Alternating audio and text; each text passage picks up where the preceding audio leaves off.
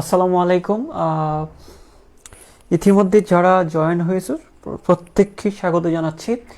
তো আমাদের আজকের ক্লাসটা তোমাদের অনেকেই জানো, তোমাদের মধ্যে অনেকে জানা আছে যে আমাদের উদ্ভিদ সারিতত্ত্ব একটা চ্যাপ্টার আছে বুটানিতে, বুটানির নবম অধ্যায়, এবং এই চ্যাপ্টারটা সেকেন্ড ইয়ারের স্টুডেন্টদের জন্য অনেক বেশি গুরুত্বপূর্ণ। ওভারঅল ভর্তি পরীক্ষার্থী যারা আছে ওদের জন্য অনেক বেশি গুরুত্বপূর্ণ। এবং এই চ্যাপ্টারটা আমি যদি বলি যে এই চ্যাপ্টারটা লাইফ চেঞ্জ হওয়ার মতো একটা চ্যাপ্টার, কারণ হচ্ছে অনেক স্টুডেন্ট এই চ্যাপ্টারটার মধ্যে আটকে থাকে, অন্যান্য চ্যাপ্টারগুলো ধরতে পারে না, যার কারণে অনেক বেশি প্রবলেমে থাকে এবং অন্যান্য চ্যাপ্টারগুলোতেও এফেক্ট পড়ে। কারণ এই একটা চ্যাপ্টারের মধ্যে কারণ এই একটা চ্যাপ্টার যদি ক্লিয়ার না থাকে তাহলে কিন্তু অনেক সময় দেখা যায় যে ইনফিরিয়র কমপ্লেক্সে ভুগি আমরা। তো যাই হোক, তোমাদের অনেকেরই রিকোয়েস্টে যে এই চ্যাপ্টারটা কমপ্লিট করার কথা বলছো অনেকেই, সেই অনুরোধেই কিন্তু আমরা এই চ্যাপ্টারটা একদম শুরু থেকে শেষ করে দিব। এবং আমার কথা হচ্ছে যে তোমরা ইতিমধ্যে যারা যুক্ত আছো এবং সামনে যারা যুক্ত হবা, প্রত্যেকেই ক্লাসটা মনোযোগ দিয়ে করবা। শুধু এইটা না, এখানে আরও বেশ কয়েকটা লেকচার হবে। এই চ্যাপ্টারে প্রায় 15 থেকে 20টার মতো লেকচার হবে, কারণ আমি প্রত্যেকটা লাইন বাই লাইন পড়াই সব ক্ষেত্রেই। তো হ্যাঁ, তোমাদের এই যে কাজটা করতে হবে যে তোমাদের বান্ধবী যারা আছে, বন্ধু যারা আছে, বড় ভাই, ছোট ভাই বোন যারাই আছে, হ্যাঁ, বা কাজিন যারা আছে, বা আত্মীয় স্বজনের মধ্যে যদি কেউ থাকে যে এইচএসসি পরীক্ষা দিবে বা এইচএসসি ফার্স্ট ইয়ার সেকেন্ড ইয়ারে পড়ে, প্রত্যেককেই মেনশন দিয়ে দাও। এবং তোমাদের যে ফ্রেন্ডদের যে গ্রুপগুলো রয়েছে, সবাই ফ্রেন্ডদের গ্রুপে এই ভিডিওটা বা লাইভের লিঙ্কটা একটু দিয়ে দাও কষ্ট করে। এবং এটা একটা জিনিস মনে রাখবো, এটা শুধুমাত্র তোমাদের অনুরোধেই কিন্তু এই চ্যাপ্টারটা শুরু করা। যে আমি ক্র্যাফট চক্রের একটা ক্লাস নিয়েছিলাম, নেওয়ার পরে বলতেছিলাম অনেকেই যে এই চ্যাপ্টারটা কমপ্লিট করায় দেন। এখন আমাদেরকে বলা একটা সমস্যা হয় কি, স্টুডেন্টদের মধ্যে এই সমস্যাটা হয় প্রায়, যে বললা যে স্যার হ্যাঁ পড়ান, আমরা পড়বো, তার পরবর্তীতে দেখা যায় যে লাইভে অনুপস্থিত। হয়তো বা পরবর্তীতে তোমরা দেখে নাও, তারপরেও কিন্তু জিনিসটা হচ্ছে তোমাকে লাইভে প্রেজেন্ট থাকতে হবে। একটা জিনিস তোমরা এনশিওর করবা। 100 হলে আমি এটা শুরু করবো, টপিক শুরু করবো। 100 হলে আমরা টপিকটা শুরু করব। এবং এই চ্যাপ্টারটার মধ্যে কি কি জিনিস আছে এবং কিভাবে পড়লে তুমি এই চ্যাপ্টারটা সবচেয়ে ভালো করবা, এই জিনিসটা আমি প্রথমে বলে দিব তোমাদেরকে, যেহেতু আজকে এই চ্যাপ্টারটার ফার্স্ট লেকচার হবে। এবং তো কিছু জিনিস আমি প্রথমে এই চ্যাপ্টার সম্পর্কে ওভারঅল একটা ধারণা দিব, ওকে। তারপর আমি আজকে একটা স্পেসিফিক একটা টপিক পড়াবো। তো তোমাদের অ্যাটেন্ডেন্স খুবই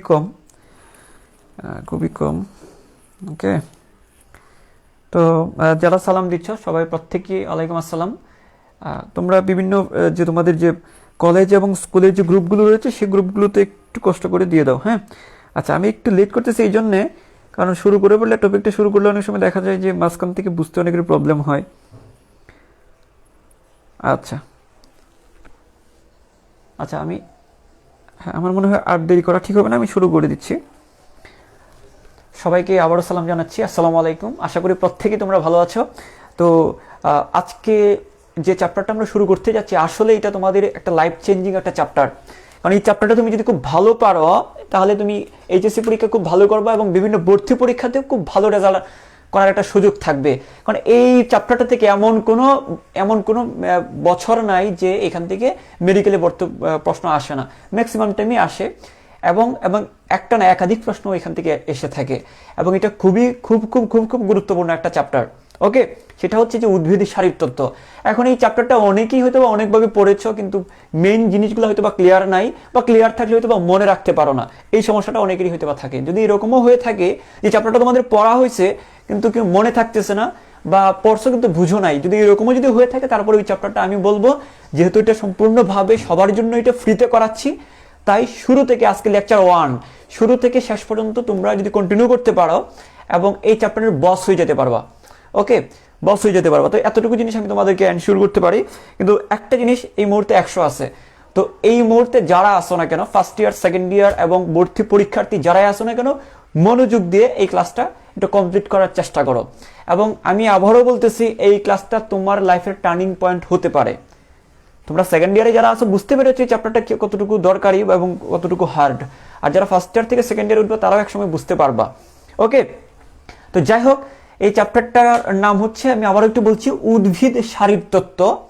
এটা থেকে 15 থেকে 20টার মতো লেকচার থাকতে পারে, এবং মানে যতগুলো লেকচারের প্রয়োজন হয় আমি এটা সম্পূর্ণ ফ্রিতে পড়ার একটা সুযোগ পাচ্ছ তুমি। এবং এই চ্যাপ্টারটা হচ্ছে ভুটানের 9ম অধ্যায়। ওকে, আর আমরা পরিচিত জানোই অনেকেই, আমি যেহেতু আগে আরও 2টা ক্লাস এখানে দিচ্ছি। আমার নাম Rakib Hasan, Chittagong medical college MBBS final year. এই হচ্ছে আমার সংক্ষিপ্ত পরিচয়। এছাড়া আমি অনেকদিন ধরে মেডিকেল ভর্তি পরীক্ষার্থীদেরকে পড়াই, এবং যারা HSC first year second year আছে ওদেরকেও আমি পড়ায় থাকি। যাই হোক, আরেকটা হচ্ছে যে আমরা এই চ্যাপ্টারটা সম্পর্কে একটু পরিচয় দিই। আমি পরিচয়টা দিলাম। এই যে উদ্ভিদের শারীরতত্ত্ব বলতে মানে এই চ্যাপ্টারের মধ্যে কি আছে ওভারঅল একটু খেয়াল করো। এই চ্যাপ্টারটার মধ্যে বেশ কয়েকটা টপিক আছে, আমি জাস্ট মেইন টপিকগুলো বললাম। যে এখানে লবণ পরিশোষণ সম্পর্কে আমরা আলোচনা করব, যে একটা উদ্ভিদ কিভাবে মাটি থেকে লবণ পরিশোষণ করে সেই জিনিসটা আমরা পড়বো। লবণ পরিশোষণ একটা টপিক, এটা বিস্তারিত টপিক আছে, এটার ভিতরে আবার অনেক টপিক আছে, যে মাটি থেকে উদ্ভিদ কিভাবে লবণটা শোষণ করে, যেমন লুন্ডেগার মতবাদ, যেটাকে আবার সাইটোক্রোম পাম মতবাদ বলা হয়ে থাকে। তারপর হচ্ছে আয়ন অক্সিজেন মতবাদ, এই ধরনের আরো অনেক মতবাদ এটার ভিতরে আছে, এই লবণ পরিশোষণের মধ্যে আছে। ওকে, তারপর আমরা আসি প্রস্বাদন। প্রস্বাদন মানে কি, যে একটা উদ্ভিদ থেকে কিভাবে পানিটা বের হয়, বাষ্পাকারে কিভাবে পানিটা বের হয়, সেই প্রক্রিয়া সম্পর্কে আমরা জানবো বিস্তারিত। তারপর হচ্ছে সালোক সংশ্লেষণ। তোমরা ক্লাস 10-এ সালোক সংশ্লেষণ অল্প একটু জেনেছ। এই সালোক সংশ্লেষণটা বিস্তারিত আমরা জানবো। সালোক সংশ্লেষণের আলোক পর্যায়, অন্ধকার পর্যায়, এবং অন্ধকার পর্যায়ে কেলভিন চক্র, হ্যাচোস্ল্যাক চক্র, এই টপিকগুলো সম্পর্কে আমাদের একদম ক্লিয়ার আইডিয়া থাকলে আমরা খুব ভালো করতে পারবো পরীক্ষায়। তাহলে আমরা সালোক সংশ্লেষণ সম্পর্কে আমরা জানবো। তারপরে দেখি যে শ্বসন সম্পর্কে আমরা জানবো। তোমরা ক্লাস 10-এ শ্বসন সম্পর্কে কিছুটা আইডিয়া ছিল। এই শ্বসনটা আবার 4 ধাপে হতে পারে, যেমন গ্লাইকোলাইসিস, অ্যাসিটাইল কুয়ে চক্র, অ্যাসিটাইল কুয়ের সৃষ্টি, ক্র্যাবস চক্র, ইলেকট্রন প্রবাহতন্ত্র। মানে এই শ্বসন প্রক্রিয়াটার আরো 4টা ধাপ আছে। আমরা এটা এইভাবে মনে রাখতে পারি, গেলে আসো খাবো একসাথে, গেলে দিয়ে গ্লাইকোলাইসিস, আসো দিয়ে অ্যাসিটাইল কুয়ে, খাবো দিয়ে ক্র্যাবস চক্র, এবং একসাথে দিয়ে ইলেকট্রন প্রবাহতন্ত্র।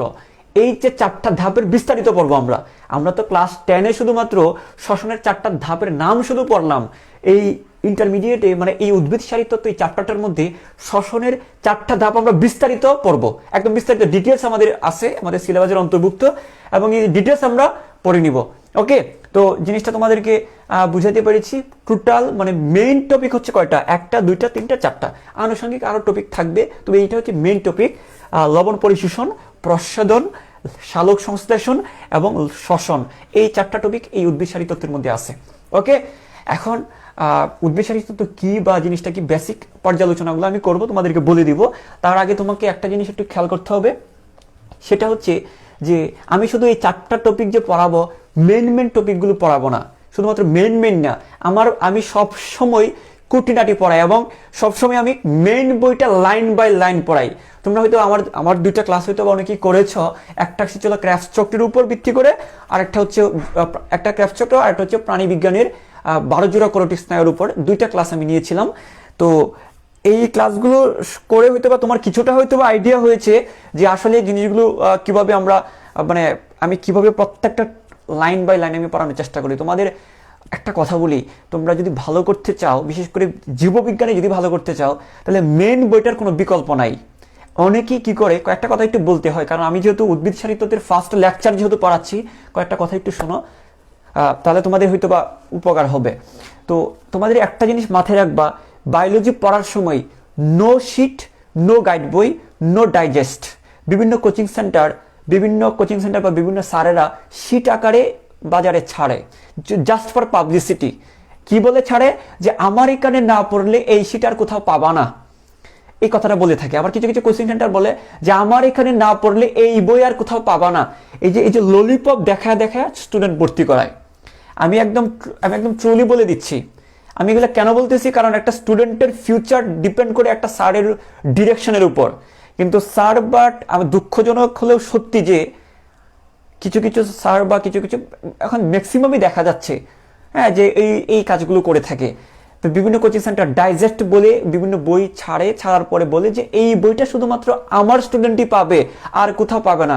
এবং এই কথাটাও লাগায় দেয় যে এই বইটা পড়লে তোমার মেডিকেল নিশ্চিত, বা এই শিট পড়লে তোমার মেডিকেল নিশ্চিত, বা তোমার ভার্সিটি নিশ্চিত, এই কথাগুলো বলে থাকে। এই ধরনের কথা যদি বলে থাকে, তুমি মনে করো টোটালি ফ্রড। যদি এই ধরনের কথা কেউ যদি বলে থাকে, টোটালি ফ্রড। এটা তুমি অ্যাকসেপ্টেবল না। কোনো স্যারের শিট বা কোনো স্যারের গাইড এটা কখনোই গ্রহণযোগ্য না। এটা তোমাদের জন্য সবচেয়ে বেশি ক্ষতিকর, এটা তোমাদের জন্য হুমকি স্বরূপ। কেন আমি তোমাকে বলি, প্রত্যেকটা বছর বইগুলো চেঞ্জ হয়, প্রত্যেকটা বছর টার্মগুলো চেঞ্জ হয়। তো ওই গাইড বইগুলো বা ওই যে নোটগুলো, এগুলো কিন্তু চেঞ্জ হয় না। এটা তো একটা বিষয়, এগুলো অনেকেই চেঞ্জ করে না এবং পুরাতন জিনিসগুলো তোমাদেরকে খাওয়ায় দেয়। পরবর্তীতে তোমরা এইচএসসি পরীক্ষায় বা ফাইনাল পরীক্ষায় বা মেডিকেল ভর্তি পরীক্ষায় ধরা খাও। এটা একটা বিষয়। আরেকটা বিষয় হচ্ছে, তুমি এই নোট বা গাইড বই বা শিট পড়ে তুমি কিছু করতে পারবে না, এটা একদম গ্যারান্টি। যারা মেডিকেলে চান্স পাইছে বা পায়, তাদের থেকে তুমি ভালো করে জিজ্ঞেস করে দেখবা যে অবশ্যই মেইন বইটা সে ভালো করে পড়ছে। আলটিমেটলি এখনো যদি কিছু জিনিস পড়ে যদি তুমি A+টা পাও, আলটিমেটলি কিছু জিনিস পরে তুমি A+ পেয়ে গেছো, গোল্ডেন পেয়ে গেছো, কিন্তু তুমি ভর্তি পরীক্ষায় গিয়ে যে আসল যে ভর্তি যুদ্ধ, ওই জায়গায় যে এসে ধরা খাওয়া যাবা, ওই জায়গায় আর খেলতে পারবো না, তুমি খেলা হয়ে যাবা যে। তো এই জন্য বলতেছি বারবার যে মেইন বইটা তোমাকে লাইন বাই লাইন পড়তে হবে, মেইন বইটা লাইন বাই লাইন পড়তে হবে। হ্যাঁ, এখন কথা হচ্ছে মেইন বইটাকে মনে রাখার জন্য স্যারের টেকনিকগুলো তোমার হাতে নোট করবা যে, তোমার হাতে নোট করবা যে, অন্যের হাতের নোট না। আমি নোট করে দিচ্ছি তাও না, আমি যেটা মুখ দিয়ে বলতেছি, আমি যেটা লিখতেছি সেটা তোমার হাতে তুমি নোট করবা। ওকে, যদি নোট করতে পারো তাহলে এটা নোটটা শুধুমাত্র বইয়ের পড়াটা সহজে মনে রাখার জন্য। নোটটা শুধুমাত্র করবা কিসের জন্য? তোমার বইয়ের পড়াটা সহজে মনে রাখার জন্য। নোটটা কিন্তু বইয়ের বিকল্প না।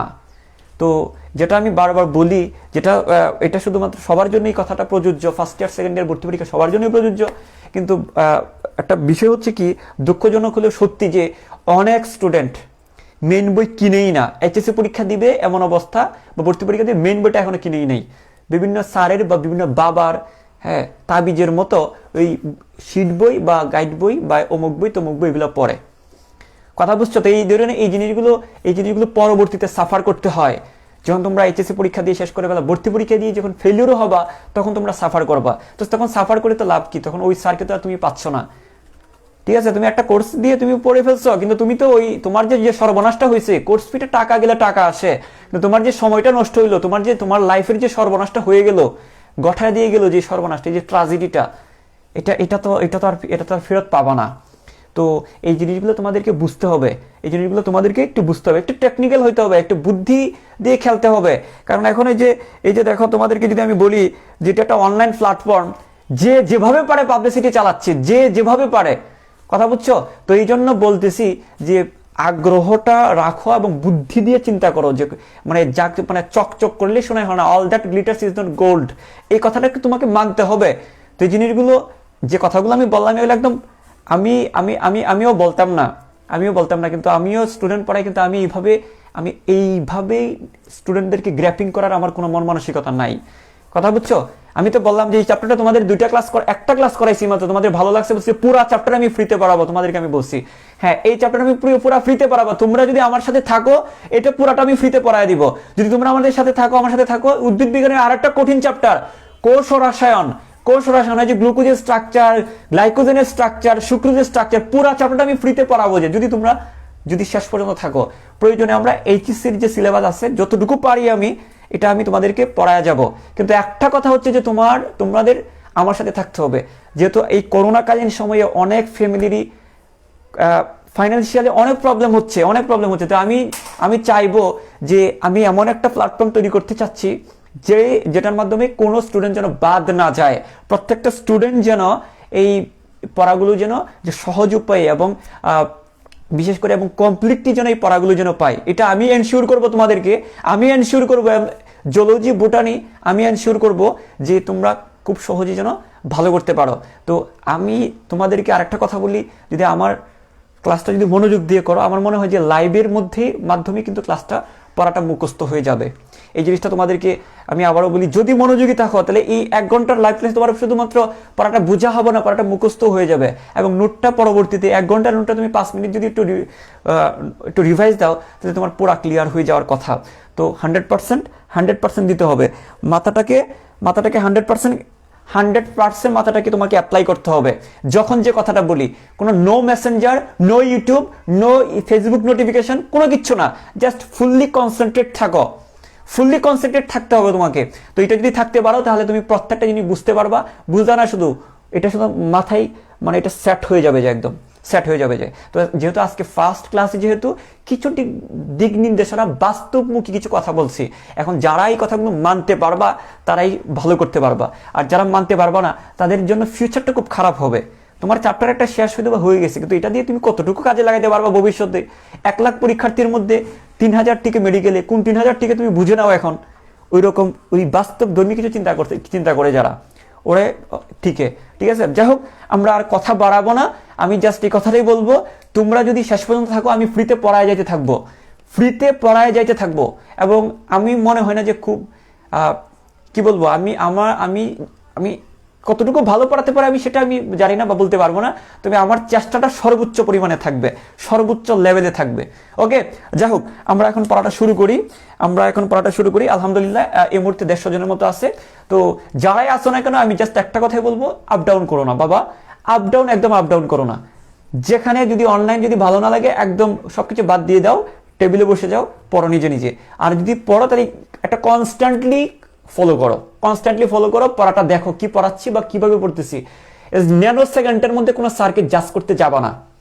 ন্যানো সেকেন্ডের মধ্যে 1 ঘন্টা ক্লাস মনোযোগ দিয়ে করতে হবে, তারপর তুমি ডিসিশন নাও। ওকে, যাই হোক, আমরা আর কথা না বাড়িয়ে আমরা শুরু করছি যে উদ্ভিদের শারীরতত্ত্ব এই চ্যাপ্টারটা শুরু করতেছি। এটা হচ্ছে বুটানির 9ম অধ্যায়। সম্পূর্ণ অধ্যায়টা আমি ফ্রিতে শেষ করাবো, যার মধ্যে আজকে হচ্ছে ফার্স্ট লেকচার বা প্রথম লেকচার। এটার মধ্যে বেশ কয়েকটা টপিক আছে। একটা হচ্ছে লবণ পরিশোষণ, প্রচ্ছেদন, সালোক সংশ্লেষণ, শ্বসন। তার মধ্যে আমি প্রথম যে টপিকটা লবণ পরিশোষণটা নিয়ে আজকে আমরা আলোচনা করব, কিভাবে উদ্ভিদ লবণ পরিশোষণ করে। ওকে, যাই হোক, আমি এই জিনিসটা একটু মুছে দিচ্ছি। যাই হোক, আমরা যে কাজটা করবো, যে উদ্ভিদ শারীরতত্ত্ব বলতে আমরা কি বুঝি সেই জিনিসটা একটু বলি, তোমাদেরকে একটু আইডিয়া দিই। দেখো, উদ্ভিদের শারীরতত্ত্ব হচ্ছে সেই টপিকটা। দেখো, উদ্ভিদ শারীরতত্ত্ব বলতে আমরা কি বুঝি। দেখো, শারীরতাত্ত্বিক প্রক্রিয়া নিয়ে যে আলোচনা, সেটাকে আমরা বলি উদ্ভিদের শারীরতত্ত্ব। জাস্ট 1-2টি উদাহরণ দিই। তোমরা সালোক সংশ্লেষণ একটা প্রক্রিয়া সম্পর্কে শুনেছো। এই সালোক সংশ্লেষণ প্রক্রিয়াটা উদ্ভিদে হয়। এই যে একটা প্রক্রিয়া, এটা একটা শারীরতাত্ত্বিক প্রক্রিয়া। সালোক সংশ্লেষণ একটা উদ্ভিদের একটি শারীরতাত্ত্বিক প্রক্রিয়া। ওকে, একটা শারীরতাত্ত্বিক প্রক্রিয়া। তাছাড়া আমি যদি বলি শ্বসন, এটা একটা শারীরতাত্ত্বিক প্রক্রিয়া। যেমন প্রচ্ছেদন, এগুলো হচ্ছে শারীরতাত্ত্বিক প্রক্রিয়া। এই শারীরতাত্ত্বিক প্রক্রিয়া নিয়ে যে গবেষণা বা যে আলোচনা, যে নলেজ, যে জ্ঞান, তাকে বলি আমরা উদ্ভিদ শারীরতত্ত্ব। আমরা বলি বিভিন্ন প্রক্রিয়া নিয়ে উদ্ভিদে সংগঠিত হয় বিভিন্ন প্রক্রিয়া নিয়ে যে আলোচনাটা হয় তাকে বলি আমরা উদ্ভিদ শারীরতত্ত্ব। সেটা হইতে পারে শ্বসন, হইতে পারে সালোক সংশ্লেষণ, প্রচ্ছেদন অথবা লবণ পরিশোষণ। এইগুলো প্রত্যেকটা প্রক্রিয়া নিয়ে আমরা আলোচনা করব। তাহলে আমরা জীববিজ্ঞানের যে শাখায় উদ্ভিদের শারীরতাত্ত্বিক প্রক্রিয়া নিয়ে আলোচনা করা হয় তাকে বলা হয় উদ্ভিদ শারীরতত্ত্ব, আর এটাকে ইংলিশে বলা হয় প্লান্ট ফিজিওলজি। উদ্ভিদ মানে প্লান্ট, আর শারীরতত্ত্ব মানে হচ্ছে ফিজিওলজি। একইভাবে মানুষেরও কি হিউম্যান ফিজিওলজি রয়েছে। ওকে, যাই হোক, এগুলো নিয়ে আমরা পরে আলোচনা করব। মানুষেরটা পরে, প্রাণীবিজ্ঞান পরে যেদিন তখন। তো এই উদ্ভিদ শারীরতত্ত্ব, তাহলে দেখো এই উদ্ভিদ শারীরতত্ত্বের জনকটাকে।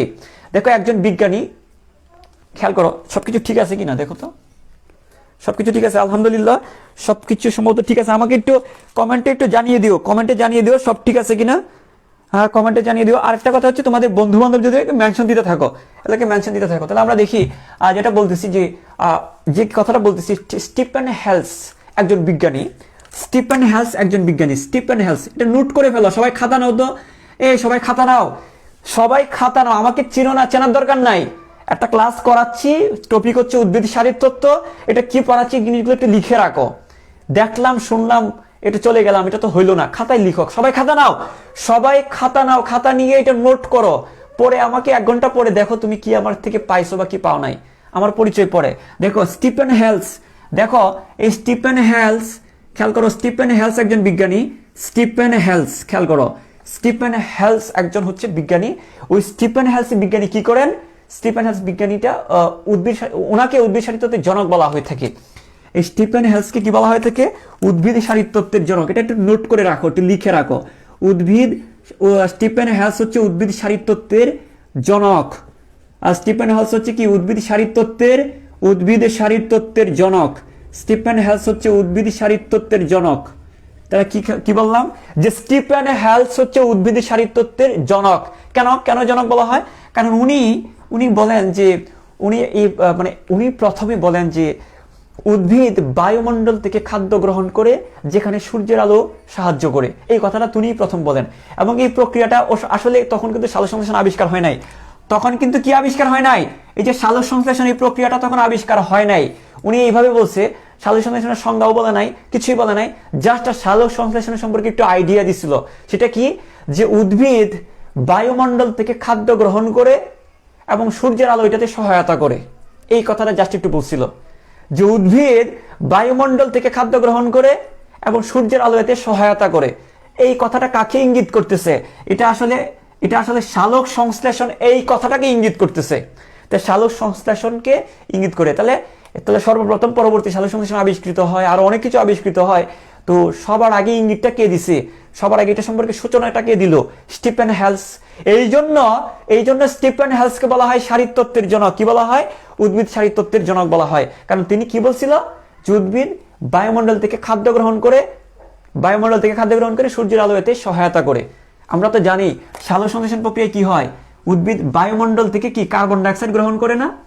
উদ্ভিদ বায়ুমণ্ডল থেকে কার্বন ডাইঅক্সাইড গ্রহণ করে। এটা যদি কি হয়? গাছের পাতা হয়। এটা যদি গাছের পাতা হয়, তাহলে উদ্ভিদ বায়ুমণ্ডল থেকে কি করে? কার্বন ডাইঅক্সাইড গ্রহণ করে না? তারপর কি পানির সাথে বিক্রিয়া করে কি তৈরি করে? গ্লুকোজ C6H12O6 প্লাস পানি তৈরি করে না? C6H12O6 প্লাস পানি তৈরি করে না? এবং সূর্যের আলোতে সহায়তা করে না? এটা আলটিমেটলি কাকে বোঝানো হচ্ছে? সালোক সংশ্লেষণকে না? আমি আবারও বলি, উদ্ভিদ বায়ুমণ্ডল থেকে কি নেয়? কার্বন ডাইঅক্সাইড নেয়, সূর্যের আলো এতে সহায়তা করে, তখন গ্লুকোজ তৈরি হয় বা খাদ্য তৈরি হয়। তো এই কথাটা তো পুরোপুরি বলতে পারে না স্টিফেন হেলস, তবে যেটা বলছে সেটা হচ্ছে যে উদ্ভিদ বায়ুমণ্ডল থেকে কিছু খাদ্য গ্রহণ করে, যেখানে সূর্যের আলো এতে সহায়তা করে। মানে আলটিমেটলি উনি সালোক সংশ্লেষণকেই বুঝাইছে বা পরবর্তীতে সালোক সংশ্লেষণ হিসেবে আবিষ্কার হয়। তো যাই হোক, সূচনাটা করে কে? স্টার্টটা কে করে? বিজ্ঞানী স্টিফেন হেলস। এই জন্য ওনাকে কি বলা হয়? উদ্ভিদ শারীরতত্ত্বের জনক বলা হয়ে থাকে। ওকে, আচ্ছা, আমরা এতটুকু জিনিস জানলাম। এখন কথা হচ্ছে, উদ্ভিদ কি শুধুমাত্র বায়ুমণ্ডল থেকে কি যে খাদ্যটা গ্রহণ করে, মানে কার্বন ডাইঅক্সাইডটা যে গ্রহণ করে, তাহলে বায়ুমণ্ডল থেকে সে কার্বন পাচ্ছে, অক্সিজেন পাচ্ছে। একইভাবে উদ্ভিদ বায়ুমণ্ডল থেকে বিভিন্ন ধরনের ধাতব আয়ন গ্রহণ করে, potassium ion, sodium ion, calcium ion, হ্যাঁ, এই বিভিন্ন আয়নগুলো গ্রহণ করে থাকে। দেখো, শুধু সবসময় কি বায়ুমণ্ডল থেকে গ্রহণ করে? না, একটা উদ্ভিদ শুধু বায়ুমণ্ডল থেকে না, উদ্ভিদ কিন্তু মূলের মাধ্যমে কিন্তু গ্রহণ করে। কিসের মাধ্যমে? উদ্ভিদ মূলের মাধ্যমে বিভিন্ন কি করে? মূলের মাধ্যমে বিভিন্ন উপাদান সে গ্রহণ করে থাকে। কি বললাম? পটাশিয়াম আয়ন, সোডিয়াম আয়ন, হ্যাঁ, পটাশিয়াম, সোডিয়াম, এইভাবে বিভিন্ন, বা পটাশিয়াম, সোডিয়াম, ক্যালসিয়াম, ম্যাগনেসিয়াম, এই বিভিন্ন জিনিস এরা শোষণ করে থাকে। তো উদ্ভিদ যে সকল উপাদান সংগ্রহ করে, বায়ুমণ্ডল এবং মাটি থেকে সংগ্রহ করে, যে সকল উপাদান বা যে সকল মৌল সংগ্রহ করে, বা যে সকল মৌল গ্রহণ করে, ওই মৌলগুলোকে বলা হয় পুষ্টি উপাদান। কি বলা হয়? পুষ্টি উপাদান। এবং এই উপাদানগুলোর মধ্যে যে উপাদানগুলো উদ্ভিদের অবশ্যই লাগে, সেগুলোকে বলা হয় অত্যাবশ্যকীয় পুষ্টি উপাদান। আমি আবারও বলি, একটু ভালো করে খেয়াল করো যেটা বলতেছি। উদ্ভিদ বায়ুমণ্ডল থেকে এবং মাটি থেকে অনেকগুলো মৌল গ্রহণ করে, বিভিন্ন ধরনের মৌল সংগ্রহ করে। আমি আবার বলি, বায়ুমণ্ডল থেকে যেমন কার্বন ডাইঅক্সাইড গ্রহণ করতেছে, মানে কার্বন এবং অক্সিজেন গ্রহণ করতেছে। মাটি থেকে বিভিন্ন ধরনের আয়ন, পটাশিয়াম, সোডিয়াম, ক্যালসিয়াম, এই ধরনের আয়নগুলো সে গ্রহণ করে। তো দেখো, উদ্ভিদ বায়ুমণ্ডল এবং মাটি থেকে যে বিভিন্ন যে মৌলগুলো গ্রহণ করতেছে, ওই মৌলগুলোকে বলা হয় পুষ্টি উপাদান। কি বলা হয়? পুষ্টি উপাদান বলা হয়। এখন এই পুষ্টি উপাদানগুলোর মধ্যে কতগুলো আছে অত্যাবশ্যকীয়, মানে যে উপাদানগুলো সে বিভিন্ন ধরনের মৌল সংগ্রহ করে, কিন্তু কিছু উপাদান আছে যেগুলো কি একেবারে অত্যাবশ্যকীয়। এগুলো ছাড়া একটা উদ্ভিদ অচল হবে। ওই উপাদানগুলোকে বলা হয় অত্যাবশ্যকীয় পুষ্টি উপাদান। তো আমি আবার একটু বলি, ভালো করে খেয়াল করো। উদ্ভিদ বায়ুমণ্ডল এবং মাটি থেকে বিভিন্ন ধরনের মৌল কি করে, বিভিন্ন ধরনের মৌল গ্রহণ করে, এগুলোকে আমরা বলি কি, ওই মৌলগুলোকে বলি আমরা কি, পুষ্টি উপাদান। কি বলি আমরা, পুষ্টি উপাদান। কি বলি আমরা, পুষ্টি উপাদান। আচ্ছা, এই পুষ্টি উপাদান কথা আমরা বুঝে গেলাম তাহলে। আচ্ছা, যে মৌলগুলো গ্রহণ করে সেগুলোকে পুষ্টি উপাদান বলা হয়। এখন কথা হচ্ছে যে অত্যাবশ্যকীয় কেন বলতেছি আমরা, তাহলে অনেক ধরনের উপাদান সে গ্রহণ করে। কিছু কিছু উপাদান আছে একদম ফরজ, উদ্ভিদের জন্য একদম ফরজ। কিছু কিছু উপাদান আছে এগুলো না থাকলে উদ্ভিদের কি হবে না, এগুলো না থাকলে উদ্ভিদের কোনো না কোনো কি হবে, রোগ হবে, নাহলে উদ্ভিদ কি নিজের কাজটা সে ঠিক মতো করতে পারবে না। তো ওই উপাদানগুলোকে, বিভিন্ন ধরনের উপাদান সে গ্রহণ করে, এগুলোকে আমরা পুষ্টি উপাদান বলতেছি। এবং যে উপাদানগুলো তার জন্য বেশি জরুরি সেগুলোকে আমরা বলবো অত্যাবশ্যকীয় পুষ্টি উপাদান। তো আমরা দেখি অত্যাবশ্যকীয়, তাহলে আমরা কি বলতে পারি, অত্যাবশ্যকীয় পুষ্টি উপাদান বলে একটা কথা আছে। অত্যাবশ্যকীয় কি, পুষ্টি উপাদান। এখন কথা হচ্ছে দেখো, এই অত্যাবশ্যকীয় পুষ্টি উপাদান কোন কতগুলো, এই অত্যাবশ্যকীয় পুষ্টি উপাদান কতগুলো সেটা তোমাকে দেখতে হবে। এই অত্যাবশ্যকীয় পুষ্টি উপাদান মানে আমি তো বললাম, এটা তো আমি মুখে বললাম যে উপাদানগুলো উদ্ভিদের জন্য একদম ফরজ, একদম জরুরি, ওইগুলাকে আমরা অত্যাবশ্যকীয় বলতেছি। এটা তো আমার কথা, কিন্তু একটু যদি বইয়ের ভাষায় বলি, যদি একজন বিজ্ঞানীর ভাষায় যদি বলি, যদি একজন বিজ্ঞানীর ভাষায় যদি এটা বলে থাকি, তাহলে জিনিসটা আমরা এইভাবে বলতে পারি। ওই অ্যাবস্টেইনের মতে, বিজ্ঞানী অ্যাবস্টেইনের মতে, যে আমি এটা মুছে দিই, এটা সুবিধা হবে। অত্যাবশ্যকীয় উপাদান আসলে একটা উপাদান বা একটা মৌল, একটা উদ্ভিদ তো অনেক ধরনের মৌল মাটি থেকে গ্রহণ করে। তো অনেক ধরনের মৌল মাটি থেকে গ্রহণ করে, সব মৌলই কিন্তু জরুরি না, সব মৌলই কিন্তু অত্যাবশ্যকীয় না, তবে কিছু কিছু মৌল অত্যাবশ্যকীয়। তাহলে কোন মৌলগুলো অত্যাবশ্যকীয় বা একটা মৌল কখন অত্যাবশ্যকীয় হবে, এটার জন্য একজন বিজ্ঞানীর মতবাদ আছে বা একজন বিজ্ঞানী বলে দিছে, সেটা হচ্ছে বিজ্ঞানী অ্যাবস্টেইন। তাহলে খেয়াল করো, অ্যাবস্টেইনের মতে, কার মতে, অ্যাবস্টেইনের মতে একটি মৌল অত্যাবশ্যকীয় হবে, একটি মৌল অত্যাবশ্যকীয় হবে,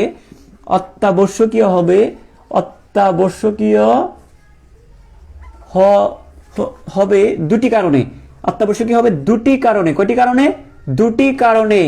দুটা কারণে। হ্যাঁ, অত্যাবশ্যকীয় হবে দুইটা কারণে। একটা কারণ যদি আমি বলি, নাম্বার ওয়ান, এক নম্বর কারণটা কি, যে কি হইতে হবে, মৌলটি উদ্ভিদের কি হইতে হবে, মৌলটি উদ্ভিদের গঠনের অংশ বা মেকানিজমের অংশ হইতে হবে। আমি বলি, এই মৌলটা দিয়ে এমন একটা মৌলকে আমরা কি বলতে পারি, যেমন আমাদের শরীরে কি আছে, লৌহ আছে না, হিমোগ্লোবিনের মধ্যে লৌহ আছে। একইভাবে উদ্ভিদের কিছু কিছু মৌল আছে যেগুলো হচ্ছে উদ্ভিদের কি অংশ। তাহলে আমি যেটা বলতে চাচ্ছি, অ্যাবস্টেইনের মতে একটি মৌল অত্যাবশ্যকীয় হবে দুইটা কারণে। একটা কারণ হচ্ছে যে মৌলটি ছাড়া উদ্ভিদ কি করতে পারে না, তার জীবন চক্রটা সম্পন্ন করতে পারবে না। মৌলটি ছাড়া উদ্ভিদ কি করতে পারে না, তার স্বাভাবিক জীবন চক্র সম্পন্ন করতে পারবে না, এটা নাম্বার ওয়ান। দুই নাম্বার হচ্ছে মৌলটি উদ্ভিদের গঠনের অংশ বা মেটাবলিজমের অংশ। আমি দুটো লাইন লিখে বোঝাবো, তাহলে আরো ক্লিয়ার হবে তোমাদের কাছে আরো ক্লিয়ার হবে। আমি একটু বলতেছি, নাম্বার ওয়ানটা হচ্ছে যে একটা মৌলকে আমরা অত্যাবশ্যকীয় বলবো যখন মৌলটি কি হবে, যখন মৌলটি, খেয়াল করো, যখন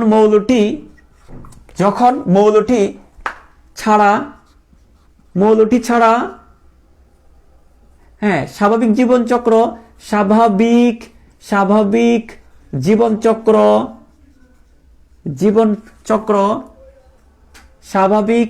জীবন প্রক্রিয়া ব্যাহত হয়। আর স্বাভাবিক জীবন চক্র বা প্রক্রিয়া যাই বলো, জীবন চক্র সম্পন্ন হবে না। তো একটা মৌলকে ছাড়া যদি উদ্ভিদ স্বাভাবিক জীবন চক্র সম্পন্ন করতে না পারে, তখন সেই মৌলটাকে আমরা বলবো কি, ফরজ, মানে অত্যাবশ্যকীয়। এক নাম্বার। দুই নাম্বারটা হচ্ছে মৌলটি হচ্ছে কি, উদ্ভিদের গঠনের একটা অংশ, মানে মৌলটা দিয়ে উদ্ভিদের কোনো না কোনো গঠন তৈরি হবে। তাহলে দেখো আমি বলতেছি, মৌলটি খেয়াল করো, মৌলটি উদ্ভিদের গঠনের বা মেটাবলিজমের অংশ। নিচে কি দেখা যাচ্ছে, উদ্ভিদের গঠনের বা নিচে দেখা যাচ্ছে উদ্ভিদের গঠনের বা মেটাবলিজমের অংশ। মেটাবলিজমের অংশ কি বললাম, মেটাবলিজমের অংশ। এটা আমি লাইনটা বুঝিয়ে দিচ্ছি, আমি জাস্ট একটু লিখে নিই। হ্যাঁ, নিচে কি দেখা যাচ্ছে তোমাদের, মেটাবলিজমের অংশ। জাস্ট আমি কিছু লিখি নাই, জাস্ট অংশটা লিখতেছি এখানে। হ্যাঁ, তাহলে একটা মৌলকে আমি অত্যাবশ্যকীয় বলতে পারবো দুইটা কারণ যদি থাকে। প্রথম কারণটা হচ্ছে যে মৌলটি ছাড়া যদি উদ্ভিদ তার স্বাভাবিক জীবন চক্র যদি সম্পন্ন করতে না পারে, তখন মৌলটাকে আমি অত্যাবশ্যকীয় বলবো। এটা একটা কারণ। স্বাভাবিক জীবন চক্র বা জীবন প্রক্রিয়া যদি সম্পন্ন না হয়, একটা কারণ। দুই নম্বর কারণ হচ্ছে মৌলটি যদি উদ্ভিদের গঠনের বা মেটাবলিজমের অংশ যদি হয়ে থাকে। একটা মৌল যদি উদ্ভিদেরই একটা অংশ হয়, একটা মৌল যদি উদ্ভিদের গঠনের অংশ হয়, যেমন আমরা বলতে পারি ম্যাগনেসিয়ামটা হচ্ছে ক্লোরোফিলের অংশ, ম্যাগনেসিয়ামটা ক্লোরোফিলের অংশ। তো একটা ম্যাগনেসিয়াম ছাড়া উদ্ভিদ ক্লোরোফিল তৈরি করতে পারবে না, তাহলে ম্যাগনেসিয়ামটা একটা অত্যাবশ্যকীয় উপাদান।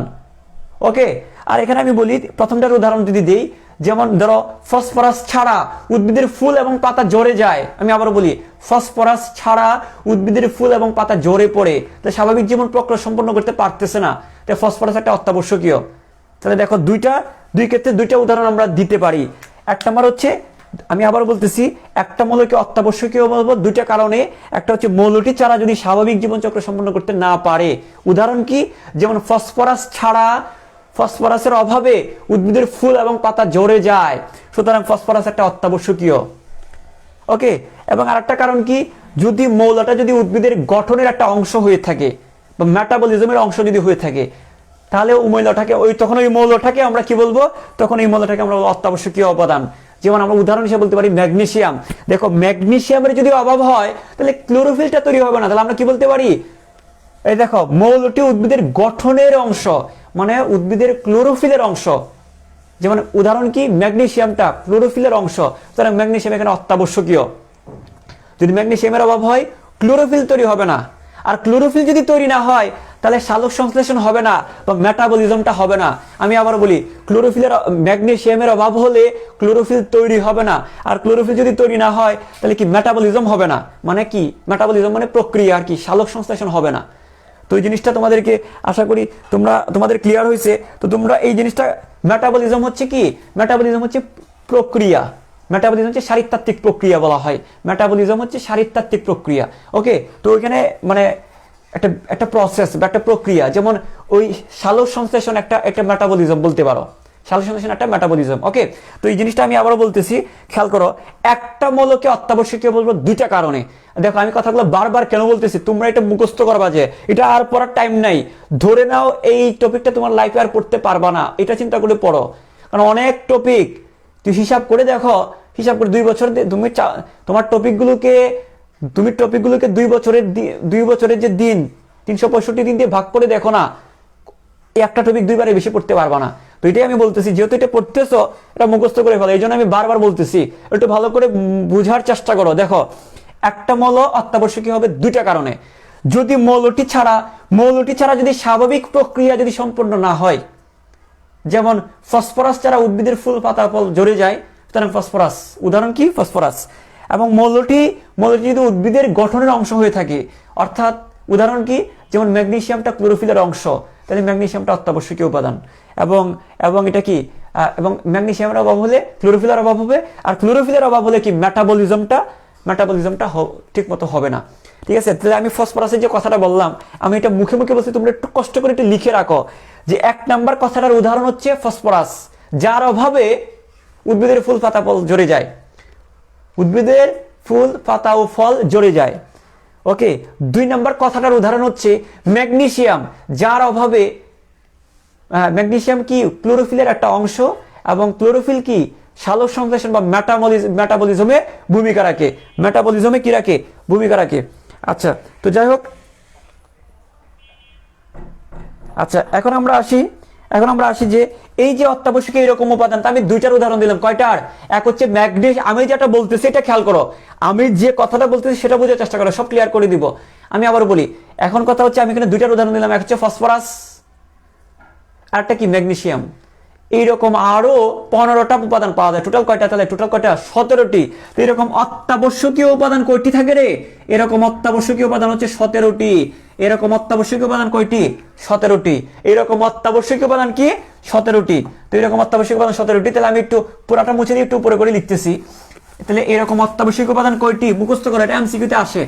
অত্যাবশ্যকীয় উপাদান, উদ্ভিদের জন্য অত্যাবশ্যকীয় উপাদান কতগুলো?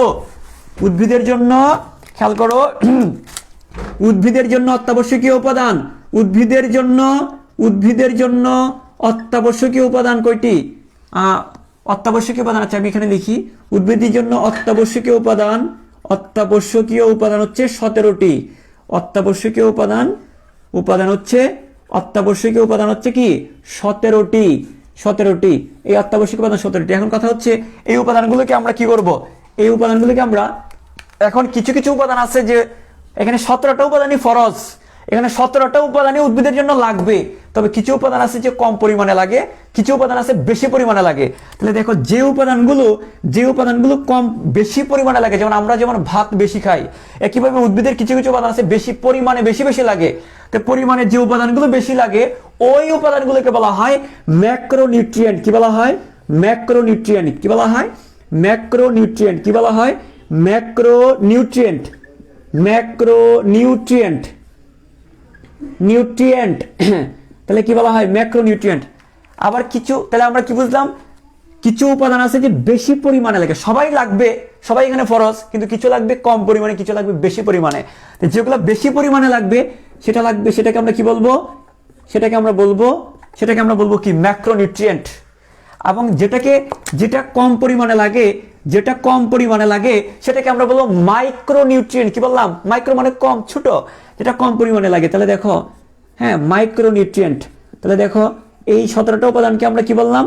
ম্যাক্রো এবং কি মাইক্রোনিউট্রিয়েন্টে ভাগ করলাম। ম্যাক্রো এবং মাইক্রোনিউট্রিয়েন্ট।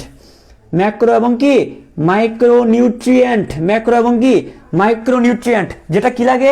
যেটা পরিমাণে কি লাগে রে? বলো তো, বলো। যেটা পরিমাণে কম লাগে। হ্যাঁ, কম লাগে। তাহলে এটা হচ্ছে বেশি লাগে, এটা হচ্ছে কি পরিমাণে কম লাগে। আমি সংক্ষেপে লিখতেছি, তোমরা পুরো লাইনটা লিখে নিও।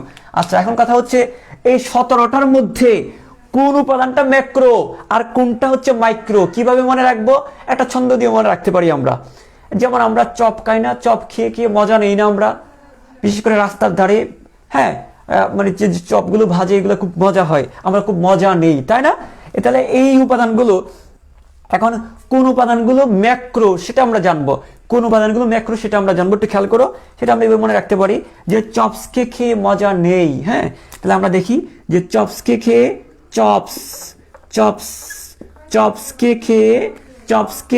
খেয়াল করো, চপসকে খেয়ে কি বললাম? চপসকে খেয়ে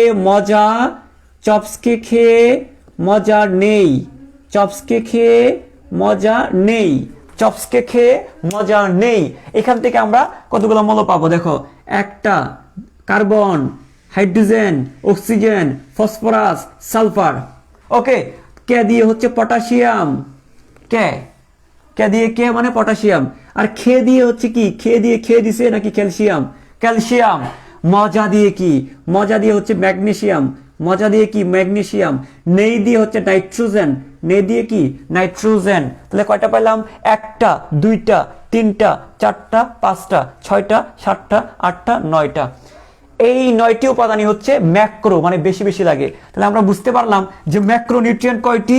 ম্যাক্রোনিউট্রিয়েন্ট হচ্ছে 9টি। তাহলে 17টার মধ্যে খেয়াল করো, 17টার মধ্যে 9টা হচ্ছে ম্যাক্রো, আর বাকি 8টি কি? বাকি 8টি হচ্ছে মাইক্রো। বাকি 8টি হচ্ছে কি? মাইক্রো। তবে তুমি যদি, এটা তো এমসিকিউর জন্য আমরা জানবো, এটা কিসের জন্য জানবো আমরা? এটা আমরা জানবো হচ্ছে এমসিকিউর জন্য। কারণ তোমাদের পরীক্ষা আসবে নিচের কোনটি ম্যাক্রোনিউট্রিয়েন্ট উদ্ভিদের জন্য, নিচের কোনটি মাইক্রোনিউট্রিয়েন্ট, এভাবে পরীক্ষা আসবে। তো তোমরা এটা কিভাবে দিবা? জাস্ট চপসকে খেয়ে মজা নেই, মজা নেই। তাহলে দেখো এখান থেকে আমাদের 9টা ম্যাক্রো চলে আসবে।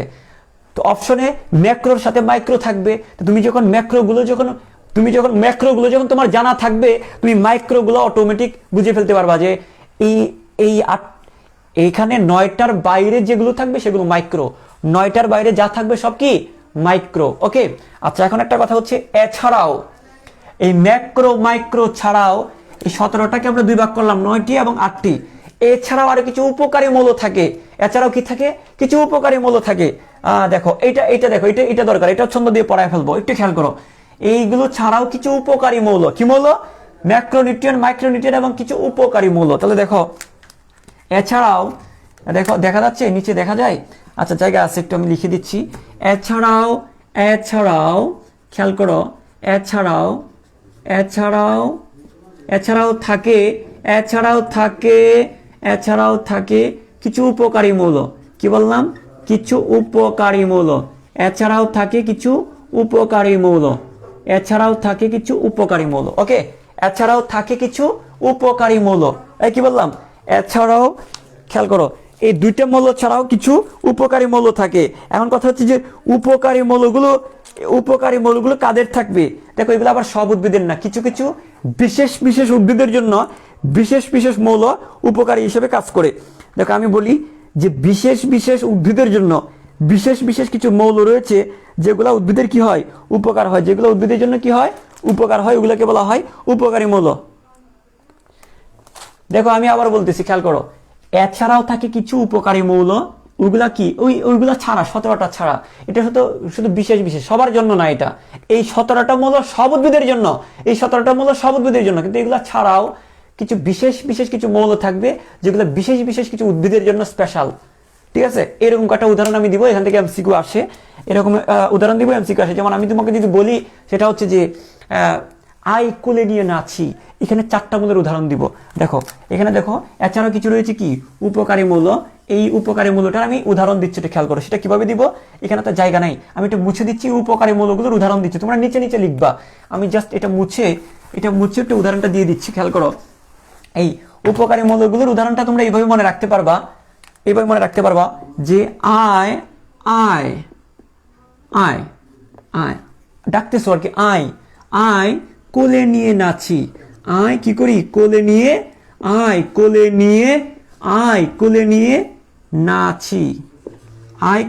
নাচি। ওকে, মানে নাচ করবা আর কি। আয় কোলে নিয়ে নাচি বা নাচি, যেভাবে বলো। হ্যাঁ, আয় কোলে নিয়ে নাচি। তাহলে উপকারী মৌলটা কিভাবে মনে রাখবা? আয় কোলে নিয়ে নাচি। এটা কমেন্টে লিখে দাও, আয় কোলে নিয়ে নাচি। আচ্ছা, একটা কথা, তোমরা একটু হেডফোনটা ইউজ করে নাও, বাসায় কেউ থাকলে বলবে যে কি বলতেছে স্যারে। তো দেখো, এখন খেয়াল করো, এই আমি আবারও বলি যে কি উপকারী মৌলগুলো কিভাবে মনে রাখবা? আয় কোলে নিয়ে নাচি। তো দেখো, আই দিয়ে হচ্ছে আয়োডিন। আই দিয়ে কি? আয়োডিন। কোলে দিয়ে কি? খেয়াল করো, কোলে দিয়ে হচ্ছে কোবাল্ট। না দিয়ে কি? Na, মানে সোডিয়াম। নাচি, এই সি দিয়ে কি? সিলিকন। তাহলে আমরা কি পাইলাম? দেখো, 4টা মৌল পেয়ে গেলাম না? কিছু উপকারী মৌল থাকবে যেটা বিশেষ উদ্ভিদের জন্য বিশেষ কিছু মৌল, যেগুলোকে আমরা বলি উপকারী মৌল। তো কিভাবে মনে রাখবো? আই কোলে নিয়ে নাচি। তাহলে দেখো, এই খেয়াল করো, আই হচ্ছে, তাহলে আমি বলছিলাম না বিশেষ কিছু মৌল যেগুলো বিশেষ উদ্ভিদের জন্য। তো আয়োডিনটা কোন উদ্ভিদের জন্য? আয়োডিনটা হচ্ছে সামুদ্রিক শৈবালের জন্য। তোমরা জানো আয়োডিন হচ্ছে হ্যালোজেন। আয়োডিন কি? হ্যালোজেন মৌল। আর হ্যালোজেন মানে কি? সামুদ্রিক লবণ উৎপাদনকারী মৌল। তো আমরা তো জানি ফ্লোরিন, ব্রোমিন, আয়োডিন। ওই আয়োডিন জিনিসটা কোথায় থাকে? সমুদ্রে থাকে, সামুদ্রিক লবণে থাকে। তো আমরা বুঝতেই পারতেছি এটা কি? আয়োডিনটা কাদের জন্য? সামুদ্রিক শৈবালের জন্য। তো সামুদ্রিক শৈবালের জন্য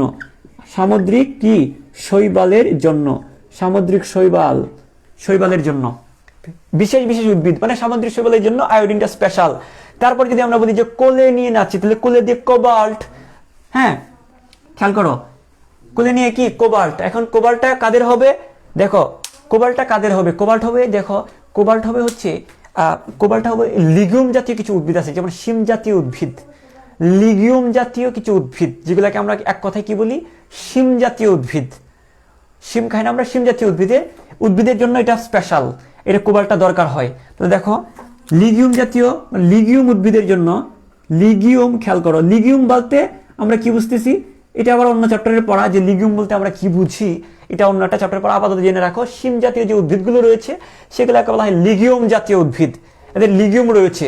যাই হোক, লিগিউম জাতীয় উদ্ভিদ, খেয়াল করো, লিগিউম জাতীয়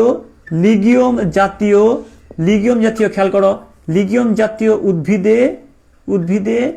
উদ্ভিদে এটা কি? এই কোবাল্টটা উপকারী। এই কোবাল্টটা কি? ও লিগিউম জাতীয় উদ্ভিদে এই কোবাল্টটা উপকারী। লিগিউম জাতীয় বলতে কি? শিম জাতীয় উদ্ভিদ। তাহলে দেখো, লিগিউম জাতীয় উদ্ভিদ বা শিম জাতীয় উদ্ভিদে কোবাল্টটা উপকারী কিসের জন্য? নাইট্রোজেন সংবন্ধনের জন্য। উদ্ভিদের কি দরকার? উদ্ভিদে কি নাইট্রোজেন দরকার না? আমাদের বায়ুমণ্ডলে 78% নাইট্রোজেন আছে, কিন্তু উদ্ভিদ সেটা ব্যবহার করতে পারে না। কিন্তু যদি কোবাল্টটা যদি থাকে তখন সে ওই নাইট্রোজেনটা সে গ্রহণ করতে পারে। তো আমি আবার একটু বলি, লিগিউম জাতীয় উদ্ভিদ যেন নাইট্রোজেনটাকে সংবন্ধন করতে পারে। সংবন্ধন মানে কি? বায়ুমণ্ডলের নাইট্রোজেনটাকে যেন সে গ্রহণ করতে পারে, এটাকে বলি নাইট্রোজেন সংবন্ধন বা নাইট্রোজেন ফিক্সিং। Nitrogen fixing. তো আমি আবার বলি, লিগিউম জাতীয় উদ্ভিদে নাইট্রোজেন যে ফিক্সিং করা, আমি আবার একটু বলি, উদ্ভিদের জন্য নাইট্রোজেন একটা গুরুত্বপূর্ণ উপাদান। ওই নাইট্রোজেনটাকে গ্রহণ করার জন্য একটা অত্যাবশ্যকীয় উপাদান না নাইট্রোজেন, ওই নাইট্রোজেনটাকে গ্রহণ করার জন্য কোবাল্ট সহায়তা করে, কোবাল্ট উপকার করে। কোন উদ্ভিদে? লিগিউম জাতীয় উদ্ভিদে।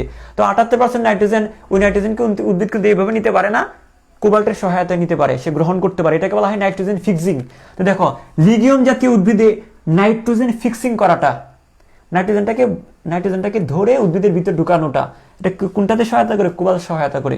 তো আমরা বলি লিগিউম জাতীয় উদ্ভিদে নাইট্রোজেন ফিক্সিং এ সহায়তা করে।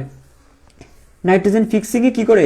নাইট্রোজেন ফিক্সিং, ফিক্সিং মানে কি? সংবন্ধন করা। ফিক্সিং এর বাংলা কি? নাইট্রোজেন ফিক্সিং মানে নাইট্রোজেন ফিক্সিং কি?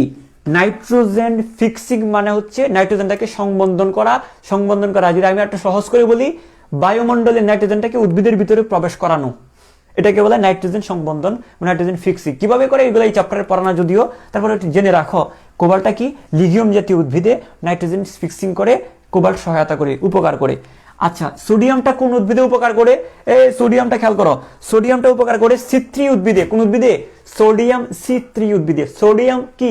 C3 উদ্ভিদে। সোডিয়াম কোন উদ্ভিদে? সোডিয়াম হচ্ছে C3 উদ্ভিদে। সোডিয়াম C3 উদ্ভিদে সহায়তা করে। ওকে, তারপর আমরা যদি এই দেখো সিলিকন, সিলিকন জিনিসটা কোথায় থাকে আমাকে একটু বলো তো। সিলিকন জিনিসটা কোথায় থাকে? ওই সিলিকন ডাইঅক্সাইড। কিভাবে মনে রাখবো? এগুলো একটা মুখস্থ করবো না, আমি তোমাদেরকে বলি যে সিলিকন ডাইঅক্সাইড কি। সিলিকন ডাইঅক্সাইড কি? খেয়াল করো তো, সিলিকন ডাইঅক্সাইড কি? সিলিকন ডাইঅক্সাইড কি? বালি না? সিলিকন, এই দেখো সিলিকন ডাইঅক্সাইড মানে কি? সিলিকন দিয়ে মনে রাখবা, সিলিকন ডাইঅক্সাইড। সিলিকন ডাইঅক্সাইড একটা বালি বা মাটি, তো সিলিকন দিয়ে মনে রাখবা সিলিকন ডাইঅক্সাইড মানে বালি মনে রাখবা। আর বালির উপরে কি জন্মায়? বালির উপরে জন্মায় হচ্ছে ঘাস। তাহলে আমরা বলতে পারি সিলিকনটা ঘাস জাতীয় উদ্ভিদের জন্য উপকারী। তাই আমরা বলবো যে ঘাসের জন্য। সিলিকনটা কিসের জন্য? সিলিকনটা ঘাসের জন্য। মনে রাখবা কিভাবে? মনে রাখার টেকনিকটা কি বললাম? সব জায়গায় ছন্দ না, কিছু কিছু জায়গায় তোমাকে একটু প্র্যাকটিক্যাল হইতে হবে। দেখো, সিলিকন দিয়ে মনে রাখবা সিলিকন ডাইঅক্সাইড, আর সিলিকন ডাইঅক্সাইড মানে বালি, বালির উপর কি জন্মায়? ঘাস। তাহলে সিলিকনটা ঘাসের জন্য উপকারী। ওকে, এটা মনে রাখবা। আচ্ছা, এখানে এটা C3 না, এটা C4 হবে, সরি এটা C4 হবে। দেখো, সোডিয়ামটা C4 উদ্ভিদের জন্য উপকারী। সোডিয়ামটা C4 উদ্ভিদের জন্য উপকারী। সোডিয়ামটা C4 উদ্ভিদের জন্য উপকারী। Sodium C4। ওকে, তো আমরা কি পেয়ে গেলাম এখানে? আই কুলে নিয়ে নাচি, এটা হচ্ছে উদ্ভিদের জন্য বিশেষ কিছু মৌল, যেগুলোকে আমরা বলি কি?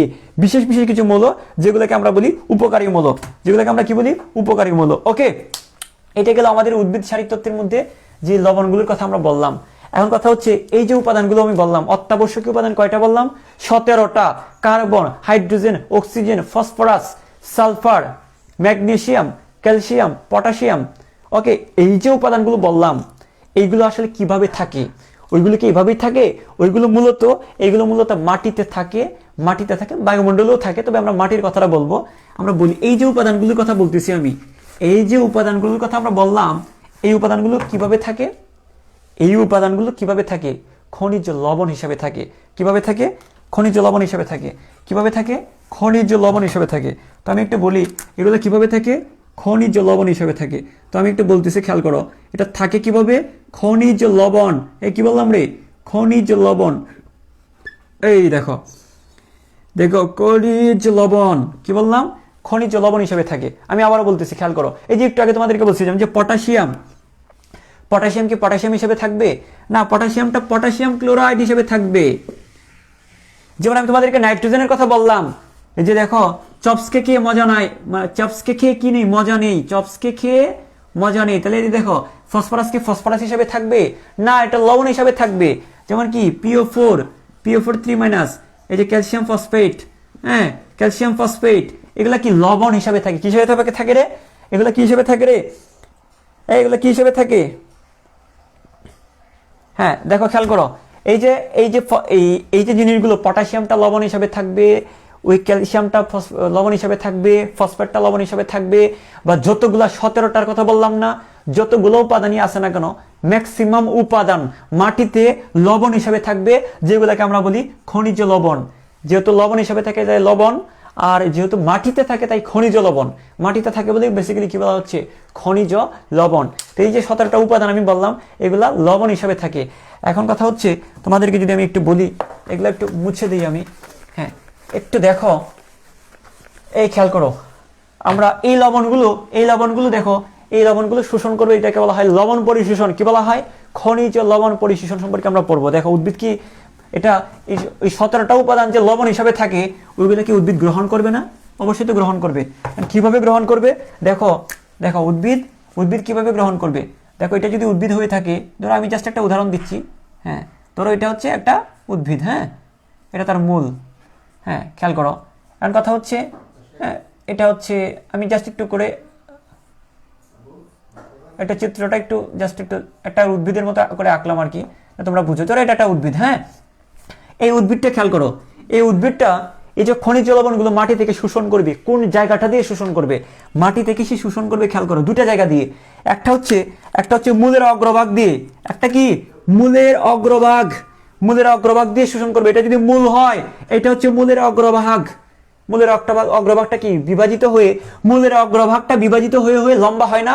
মূলের অগ্রভাগটা বিভাজিত হয়ে হয়ে লম্বা হয়। তাহলে দেখো মূলের অগ্রভাগ দিয়ে লবণ ঢুকবে। এই লবণ কোন দিকে ঢুকবে? খেয়াল করো, লবণ ঢুকবে কোন দিক দিয়ে? লবণ ঢুকবে হচ্ছে মূলের অগ্রভাগ দিয়ে। আর কোন দিয়ে ঢুকবে? খেয়াল করো, এটা যদি মূল হয়ে থাকে, মূল থেকে কিছু কিছু জিনিস, খেয়াল করো, মূল থেকে কিছু কিছু জিনিস কি, যে মূল থেকে যে রোমগুলো বের হয়, এগুলোকে বলা হয় মূল রোম। কি বলা হয়? মূল রোম। তো দেখো এটা হচ্ছে মূলের অগ্রভাগ, এটা হচ্ছে কি মূলের, এটা হচ্ছে মূলের অগ্রভাগ, এটা হচ্ছে কি মূলের, কি বললাম, এটা হচ্ছে মূলের অগ্রভাগ। আর মূল থেকে যে রোমগুলো বের হয়, আমাদের যেমন লোম বের হয়, মূল থেকে বের হয় রোম, এগুলাকে কি বলা হয়? মূলরোম। কি বলা হয় রে? মূল রোম। দেখো মূলের মধ্যে আমরা কি পাইলাম? মূলের অগ্রভাগ পেলাম এবং মূলরোম পেলাম। তাহলে দেখো মূলত মূলের অগ্রভাগ দিয়ে এবং মূলরোম দিয়ে লবণগুলো ঢুকে যায়। যেমন পটাশিয়াম বলো, সোডিয়াম বলো, ক্যালসিয়াম বলো, যে লবণগুলোর কথা বললাম, এই লবণগুলো দুইটা অঞ্চল দিয়ে, দুইটা জায়গা দিয়ে পরিশোষিত হবে। তাহলে আমরা এখানে বলতে পারি যে খনিজ লবণ পরিশোষণ। খেয়াল করো, তাহলে আমরা এখানে বলতে পারি যে লবণ পরিশোষণ অঙ্গটাকে, খনিজ লবণ পরিশোষণ অঙ্গটার নাম কি? তা আমরা বলতে পারি 1 নম্বর পয়েন্ট হচ্ছে যে লবণ পরিশোষণ অঙ্গ কারা? লবণ পরিশোষণ, এই যে খনিজ লবণ, এই খনিজ লবণটাকে পরিশোষণ করবে। তো খনিজ লবণ পরিশোষণ, লবণ পরিশোষণ অঙ্গটা কি? লবণ পরিশোষণ অঙ্গ কে? লবণ পরিশোষণ অঙ্গ হচ্ছে কে? লবণ পরিশোষণ অঙ্গ হচ্ছে, এক হচ্ছে মূলরোম আর একটা হচ্ছে মূলের অগ্রভাগ। তো দুটো জিনিস পেলাম। মূলত কি? মূলত হচ্ছে মূলের অগ্রভাগ। তো লবণ পরিশোষণ অঙ্গটাকে দেখো, লবণ পরিশোষণ অঙ্গ কি পাইলাম আমরা? লবণ পরিশোষণ অঙ্গ হচ্ছে, একটা হচ্ছে মূলরোম, লিখে ফেলো, আমি তোমাদেরকে যথেষ্ট সময় দিচ্ছি লেখানোর জন্য। একটা হচ্ছে মূলের অগ্রভাগ, একটা হচ্ছে কি মূলের, একটা হচ্ছে মূলের অগ্রভাগ, একটা হচ্ছে মূলের অগ্রভাগ, একটা হচ্ছে মূলের অগ্রভাগ। আর কোন দিক দিয়ে ঢুকবে? লবণ ঢুকবে কোন দিক দিয়ে? আর ঢুকবে মূলরোম দিয়ে, তাহলে আমরা এই জিনিসটা বুঝে গেলাম, মূলরোম দিয়ে। ওকে, মূলরোম দিয়ে। এই দুটো জিনিস আমরা এমসিকিউর জন্য লাগবে। এগুলো অনেকবার আসছে যে উদ্ভিদ খনিজ লবণ শোষণ করে কোন অঞ্চল দিয়ে, বহুবার আসছে প্রশ্নগুলো। নেক্সট আমরা আসি, আর কি শিখবো? এই লবণ নিয়ে পড়তেছি এখন আমরা। লবণ, আমাদের স্টাডি হচ্ছে খনিজ লবণ নিয়ে। এখন 2 নম্বর পয়েন্ট, কোন অবস্থায় শোষিত হবে লবণগুলো? দেখো লবণ হিসাবে তো দেখো, এই যে দেখো পটাশিয়াম ক্লোরাইড একটা লবণ। আমি যে বললাম যে পুষ্টি উপাদানগুলো, 17টা পুষ্টি উপাদানের কথা যে বললাম, এই 17টা পুষ্টি উপাদানের অধিকাংশই এভাবে লবণ হিসাবে থাকবে। পটাশিয়াম ক্লোরাইড থাকবে, বা ক্যালসিয়াম সালফেট থাকবে, বা পটাশিয়াম নাইট্রেট থাকবে, এভাবে লবণ হিসাবে থাকবে। যেমন নাইট্রোজেনটা নাইট্রেট হিসাবে থাকবে, এভাবে লবণ হিসাবে মাটিতে বিরাজ করে। তো লবণ হিসাবে বিরাজ করলেও উদ্ভিদ কি লবণ হিসাবে শোষণ করে? আসলে না। এটা কোন অবস্থায় শোষণ করে? আয়ন হিসাবে। কি হিসাবে রে? আয়ন হিসাবে। তো দেখো এই সোডিয়াম ক্লোরাইডটাকে একবারে খেয়ে ফেলতে পারবে না, একবারে ঢুকতে পারবে না। এই যে পটাশিয়াম ক্লোরাইডকে কিন্তু পুরোপুরি গ্রহণ করতে পারবে না, ভেঙে ভেঙে গ্রহণ করবে। মানে কি আয়ন হিসেবে গ্রহণ করবে, মানে হচ্ছে পটাশিয়াম প্লাস আয়ন হিসেবে প্রথমে গ্রহণ করবে এবং Cl মাইনাস আয়ন হিসেবে গ্রহণ করবে, আয়ন হিসেবে। তাহলে আমি কি বললাম? যে যে অবস্থায় শোষিত হয়, তাহলে খেয়াল করো যে অবস্থায় শোষিত হয়, খেয়াল করো যে অবস্থা। আচ্ছা আমরা এখানে হেডলাইনটা দিই, খনিজ লবণ পরিশোষণ। নাম কি? খনিজ লবণ পরিশোষণ। কিভাবে উদ্ভিদ খনিজ লবণগুলো শোষণ করে। আচ্ছা যাই হোক, আমরা যেটা বলতেছিলাম কি, যে অবস্থায় শোষিত হয়, কি বললাম? যে অবস্থায় কি হয়, যে অবস্থায় কি হয় বলো না, এই যে অবস্থায় কি হয়, যে অবস্থায় শোষিত হয়। কি বললাম? যে অবস্থায় শোষিত হয়। কোন অবস্থায় শোষিত হয়? শোষিত হবে কি আয়ন হিসেবে। এই কি বললাম রে? আয়ন হিসেবে। দেখো এটা হচ্ছে পটাশিয়াম আয়ন হিসেবে অথবা Cl- আয়ন হিসেবে বা বিভিন্ন আয়ন হিসেবে শোষিত হবে। এটা তোমরা ক্লাস 10-এও পড়েছো, কিন্তু আমরা এখানে নতুন একটা ইনফরমেশন শিখবো। আয়ন হিসেবে শোষিত হয়, যারা পড়ালেখা করছো তারা ক্লাস 10-এও পাইছো এটা, কিন্তু আমরা একটা নতুন একটা ইনফরমেশন দিব, খেয়াল করো। হ্যাঁ এখানে একজন একটু কমেন্ট করছে যে ক্লাসটা সবাই আবার একটু শেয়ার করেন। হ্যাঁ তোমাদেরকে বারবার বলতেছি যে তোমাদের যদি আগ্রহটা থাকে আমি পড়ায় যেতে থাকবো, কোনো ফাইন্যান্সিয়াল নিয়ে কোনো কিছু চিন্তা করার দরকার নাই। এগুলো বাদ দাও, চিন্তা বাদ দাও। আমি জাস্ট তোমাদেরকে একটা কথা বলবো, তোমরা এই ভিডিওটা শেয়ার দিতে থাকো, ফ্রেন্ডদেরকে মেনশন দিতে থাকো এবং ক্লাসটা মনোযোগ সহকারে একটু দেখো। ওকে আচ্ছা যাই হোক, এটা একজন বলছে, নামটা কি? নাম হচ্ছে নাফিসা তাসনিম খান। ও বলতেছে আর কিছু সবাই মেনশন এবং শেয়ার দেওয়ার জন্য। হ্যাঁ এটা আমিও বলতেছি, তোমরা একটা শেয়ার বা মেনশন দিয়ে দাও, কারণ আমরা সবাই মিলে ক্লাসটা করি, তাহলে হয়তো বা ম্যাস পপুলেশন যদি উপকার হয় তাহলে আমাদের কি ক্ষতি। দেখো জিনিসটা আমি এইদিকে খেয়াল করি, যে অবস্থায় এটা শোষিত হবে, যে অবস্থায় শোষিত হবে, কোন অবস্থায় শোষিত হবে বলছি? যে শোষিত হবে হচ্ছে আয়ন হিসাবে, এটা আমরা জানি। ওকে সিম্পল হিসাব, আয়ন হিসাবে। কি হিসাবে রে? তা আমরা এখানে বলবো যে আয়ন হিসাবে। কি হিসাবে রে? আয়ন হিসাবে। কি হিসাবে? আয়ন হিসাবে। আয়ন হিসাবে। আমি তোমাদেরকে একটা কথা আমি আবারও বলি, তোমরা যদি মনোযোগী থাকো, যদি ক্লাসটা তোমাদের থাকলেই হবে, তোমরা একটু মুখস্থ প্লাস বুঝা দুইটাই হয়ে যাবে একসাথে। কিন্তু খেয়াল করো কোন হিসাবে শোষিত হবে? আয়ন হিসাবে। এখন কথা হচ্ছে দেখো, তাহলে আমরা দুটো কথা এখানে শিখলাম, যে কোন দিয়ে শোষিত হবে? মূলরুম এবং মূলের অগ্রভাগ দিয়ে। কি হিসাবে শোষিত হবে? সেটা শোষিত হবে আয়ন হিসাবে। এখন কথা হচ্ছে কোন আয়নটা সবচেয়ে দ্রুত গতিতে শোষিত হয়, কোনটা খুব মন্তর গতিতে মানে ধীর গতিতে শোষিত হয়, সেটা তোমাদেরকে পড়াবো। এবং এটা মজার বিষয় হচ্ছে, এটা মেডিকেল ভর্তি পরীক্ষায় আসছিল। এটা শুধু একবার না, প্রায় 2 থেকে 3 বার আসছে মেডিকেল ভর্তি পরীক্ষায়, যে কোন আয়নটি দ্রুত শোষিত হয়, কোন আয়নটি ধীরে শোষিত হয়। বহুবার আসছে এটা, এই প্রশ্নটা। এবং বিভিন্ন ভার্সিটি ভর্তি পরীক্ষা তো হিসাবই নাই, অনেকবার আসছে। তো এই জিনিসটা আমরা জানবো। আমরা আমাদের ক্লাস 10-এর পড়া হচ্ছে যে অবস্থায় কোন অবস্থায় শোষিত হয়, আয়ন হিসাবে শোষিত হয়, এটা আমাদের ক্লাস 10-এর পড়া। নতুন যেটা শিখবো সেটা হচ্ছে যে কোনটা দ্রুত গতিতে শোষিত হয়। তাহলে দেখো 1 নম্বর পয়েন্ট হচ্ছে এখানে, আবার 1 নম্বর পয়েন্ট হচ্ছে সবচেয়ে দ্রুত গতিতে শোষিত হয়, সবচেয়ে দ্রুত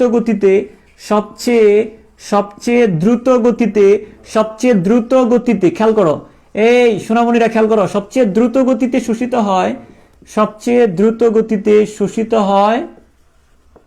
হয় কোন আয়নটা? 2টা আয়ন, তবে আমি মনে রাখার সুবিধার জন্য এইভাবে একবারে শিখে ফেলবা। কিভাবে শিখবা সেটা শিখবা হচ্ছে পটাশিয়াম নাইট্রেট। কি বললাম? পটাশিয়াম নাইট্রেট একবারে শিখবা, যদিও আয়ন এখানে 2টা, মানে মনে রাখার জন্য এভাবে বলতেছি। একটা হচ্ছে পটাশিয়াম প্লাস, আর একটা হচ্ছে কি negative N minus, nitrate minus. তাহলে দেখো সবচেয়ে দ্রুত গতিতে শোষিত হয় 2টা আয়ন, একটা হচ্ছে পটাশিয়াম আয়ন আর একটা হচ্ছে নাইট্রেট আয়ন। মনে রাখার জন্য বলবা পটাশিয়াম নাইট্রেট, একবারে শেষ হয়ে গেল 2টা। কিন্তু এটা কিন্তু আয়ন যেহেতু আলাদা আলাদা বলবা, পটাশিয়ামটা দ্রুত শোষিত হবে, নাইট্রেট আয়নটাও দ্রুত শোষিত হবে। মনে রাখবা কিভাবে? Potassium nitrate. ওকে আচ্ছা তাহলে দেখো সবচেয়ে ধীর গতিতে, সবচেয়ে ধীর বা মন্তর গতিতে কোনটা শোষিত হবে? খেয়াল করো, সবচেয়ে খেয়াল করো, সবচেয়ে ধীর গতিতে খেয়াল করো, সবচেয়ে ধীর গতিতে শোষিত হয়। আমাদের গুরুত্বপূর্ণ টপিকটা কিন্তু একটু পরে আসতেছি আমরা, সবচেয়ে গুরুত্বপূর্ণ টপিক জাস্ট একটু পরে আসতেছি, জাস্ট ওয়েট করতে হবে কয়েকটা মিনিট, তাহলে আমাদের ক্লাসটা শেষ হয়ে যাবে। কিন্তু গুরুত্বপূর্ণ একটা টপিক পরে আমি শেষ করবো, জাস্ট খেয়াল করো। সবচেয়ে ধীর গতিতে শোষিত হয় কোন আয়নটা? খেয়াল করো তো, সবচেয়ে ধীর গতিতে শোষিত হয় আরো 2টা আয়ন। সেটা আমরা কিভাবে মনে রাখবো? আমি আগে ভেঙে বলতেছি। একটা হচ্ছে ক্যালসিয়াম 2+ আয়ন, ক্যালসিয়াম 2+, একটা কি সালফেট 2-, ক্যালসিয়াম 2+, সালফেট 2-। মনে রাখবো কিভাবে? Calcium sulphate. মনে রাখবো কিভাবে? Calcium sulphate. তাহলে দেখো আমাকে যদি দেখিতে হবে চক্ষু মিলিয়া, তোমরা যদি বুদ্ধি করে যদি পড়ালেখা না করে তাহলে টিকতে পারবে না। তো দেখো যদি আলাদা আলাদা করে শিখো তাহলে কেমন হবে? পটাশিয়াম আয়ন, নাইট্রেট আয়ন, সারাদিন ধরে ফেসাল পড়তেছো, লাভ নাই। পটাশিয়াম আয়ন, নাইট্রেট আয়ন দ্রুত গতিতে, পটাশিয়াম নাইট্রেট দ্রুত গতিতে, এভাবে। আবার ক্যালসিয়াম আয়ন দ্রুত গতিতে মানে ধীর গতিতে, সালফার আয়ন ধীর গতিতে, এইভাবে না পড়ে জাস্ট দুইটা নাম পড়বা। একটা হচ্ছে পটাশিয়াম নাইট্রেট, যার মধ্যে পটাশিয়াম আয়ন এবং নাইট্রেট আয়ন এই দুইটা আয়ন দ্রুত গতিতে শোষিত হয়, এবং ধীর গতিতে কোনটা ক্যালসিয়াম সালফেট, মানে দুইটা নাম এখান থেকে চলে আসবে। ক্যালসিয়াম আয়ন এবং সালফেট আয়ন এই দুইটা আয়ন দ্রুত গতিতে কি হবে, শোষিত, মানে সরি ধীর গতিতে শোষিত হবে।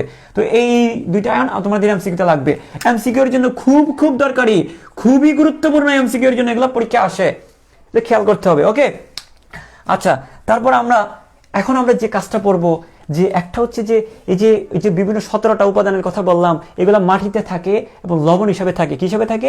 লবণ হিসাবে থাকে, যেগুলোকে আমরা বলি খনিজ লবণ। এখন এই লবণগুলো শোষিত হয় কিভাবে? এই লবণগুলো শোষিত হয় উদ্ভিদের কোন জায়গাটা দিয়ে শোষিত হয়? উদ্ভিদের লবণ পরিশোষণ অঙ্গটা কি? মূলের অগ্রভাগ এবং মূলরূপ দিয়ে। আচ্ছা, তো লবণটা কোন অবস্থায় শোষিত হয়? লবণটা শোষিত হয় আয়ন হিসাবে। কি হিসাবে? আয়ন হিসাবে। কোন দুইটা আয়ন দ্রুত গতিতে? পটাশিয়াম আয়ন এবং নাইট্রেট আয়ন। কোনটা ধীর গতিতে? এই ক্যালসিয়াম আয়ন এবং কি সালফেট আয়ন। ওকে, এখন আর একটা কথা তোমাদেরকে বলি, সেটা হচ্ছে 1 নম্বর 2 নম্বর পয়েন্ট আমরা গেল। এখন কথা হচ্ছে যেটা তোমাদেরকে গুরুত্বপূর্ণ যে টপিকটা, এখন আমরা গুরুত্বপূর্ণ টপিকে ঢুকে যাচ্ছি। দেখো, সবচেয়ে গুরুত্বপূর্ণ টপিকে যাচ্ছি। আজানটা একটু শেষ হোক, তোমরা আজানের জন্য যদি আমি স্টপ রাখি, তোমরা লাইভ থেকে অনেকে চলে যাও, এটা এটা এটা এটা খুবই এটা এটা এটা ঠিক না। কিন্তু আমি আজানের জন্য একটু চুপ থাকতেছি, সবাই একটু স্টে করো।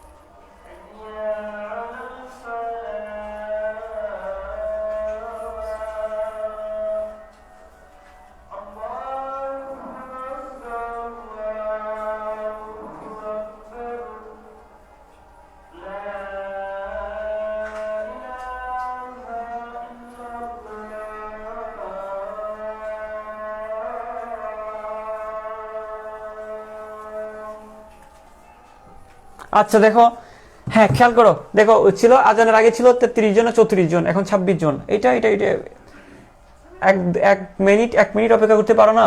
এই জিনিসটা খুব বাজে দেখায়। দেখো খেয়াল করো, হ্যাঁ একটা জিনিস খেয়াল করো, আমি যেটা বলতেছিলাম মেইন পয়েন্টে যেটা পড়াবো আমি, যে এটা লবণ পরিশোধন অঙ্গটা কি? মূলের অগ্রভাগ দিয়ে। আর এটা কি? যে অবস্থায় শোষিত হয়, কোন অবস্থায় শোষিত হয়? আয়ন হিসেবে শোষিত, এটা আমরা পড়লাম। এখন তোমাদেরকে একটা জিনিস দেখাই, সেটা হচ্ছে যে লবণগুলো বিভিন্ন জায়গায় ছড়ায় ছিটায় আছে, কিন্তু বিভিন্ন জায়গায়। ধরো এখানে, আচ্ছা এটাকে আমি যদি আর একটু ক্লিন করে যদি আঁকি, তাহলে এরকম হবে। এগুলো হচ্ছে মূলরুম, হ্যাঁ এগুলো হচ্ছে মূলরুম। আচ্ছা একটা জিনিস দেখো, বিভিন্ন জায়গায় মাটির কণার ফাঁকে ফাঁকে, মাটির কণার ফাঁকে ফাঁকে, মাটির কণার ফাঁকে ফাঁকে, মাটির কণার ফাঁকে ফাঁকে কি থাকে? মাটির কণার ফাঁকে ফাঁকে বিভিন্ন ধরনের আয়ন থাকে বা খনিজ লবণগুলো থাকে। খনিজ লবণগুলো মাটির কণার ফাঁকে ফাঁকে থাকবে। ধরো এটা হচ্ছে, ধরো পটাশিয়াম ক্লোরাইড, তো আমি একটা দিয়ে বুঝাচ্ছি। ধরো এখানে পটাশিয়াম ক্লোরাইড আছে, কি আছে এখানে? ধরো এখানে হচ্ছে পটাশিয়াম ক্লোরাইড, এই মাটির কণার কাছে এখানে আছে, ওকে। এবং এখানে আছে ক্লোরাইড আয়ন, ওকে। এখানে আছে ধরো ক্যালসিয়াম আয়ন, ওকে। তো দেখো এইগুলা কিন্তু অনেক দূরে দূরে আছে না? অনেক দূরে দূরে। তাহলে এই আয়নগুলো সবাই তো মাটির কণার, সবাই তো কি থাকবে না? সবাই কি মাটির কণার, মানে সবাই কি মূলের কাছে থাকবে? এই খেয়াল করো, একটা জিনিস খেয়াল করো, এই যে লবণগুলো potassium ion, chloride ion, calcium ion, potassium ion, chloride ion, calcium ion, এই আয়নগুলো সবাইকে মূলের কাছাকাছি থাকবে।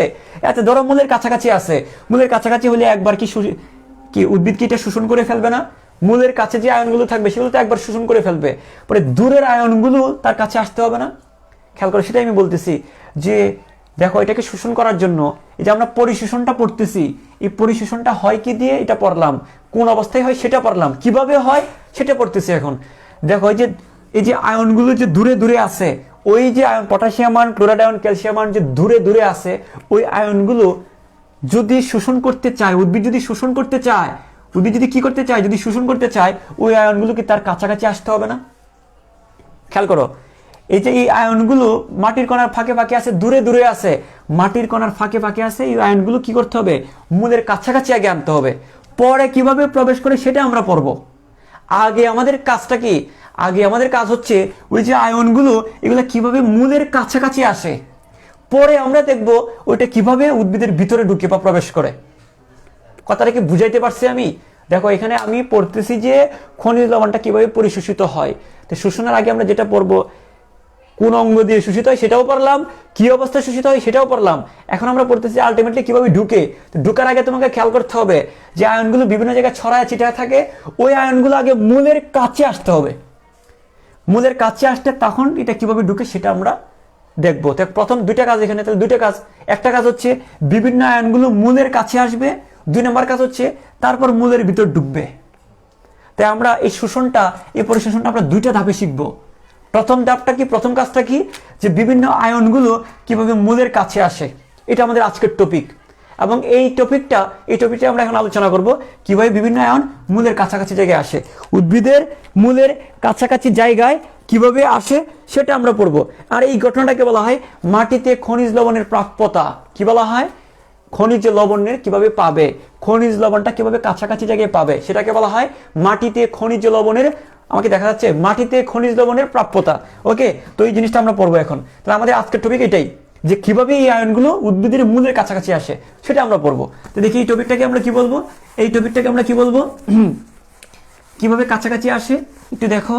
তাহলে আমরা এই ঘটনাটাকে আমরা বলি, এই ঘটনাটাকে আমরা বলি মাটিতে খনিজ লবণের প্রাপ্যতা। এটাকে আমরা কি বলবো, মাটিতে খনিজ লবণের।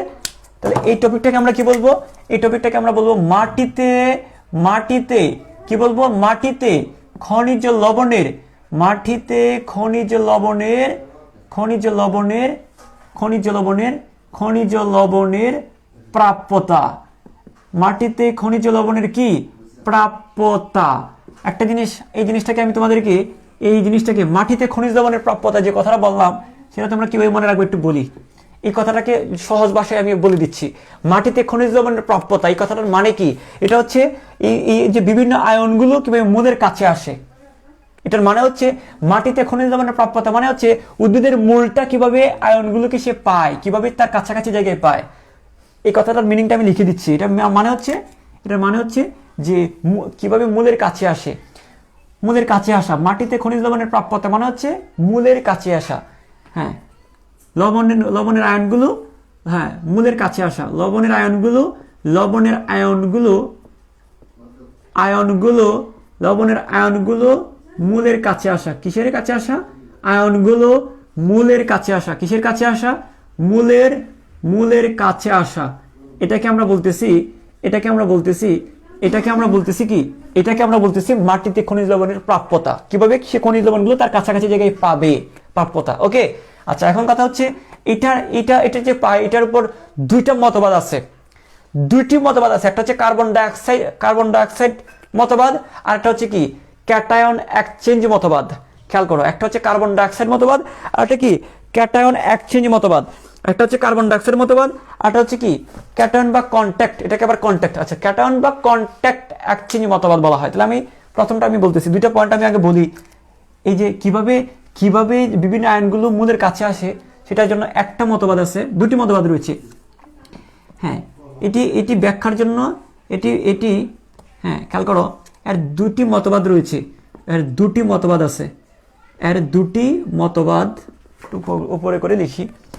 হ্যাঁ, খেয়াল করো, এর 2টি মতবাদ রয়েছে, এর 2টি মতবাদ আছে, এর 2টি মতবাদ রয়েছে। 1 নম্বরে আমরা যদি আসি, খেয়াল করো, আমরা 1 নম্বরে আসি। 1 নম্বরটা কি বলছি, যে কার্বন ডাইঅক্সাইড মতবাদ। 1 নম্বর হচ্ছে কি কার্বন ডাইঅক্সাইড মতবাদ। একটা হচ্ছে কি কার্বন ডাইঅক্সাইড মতবাদ, একটা হচ্ছে কার্বন ডাইঅক্সাইড মতবাদ। খেয়াল করো, একটা হচ্ছে কার্বন ডাইঅক্সাইড, কি বললাম রে, একটা হচ্ছে কার্বন ডাইঅক্সাইড মতবাদ, ঠিক আছে।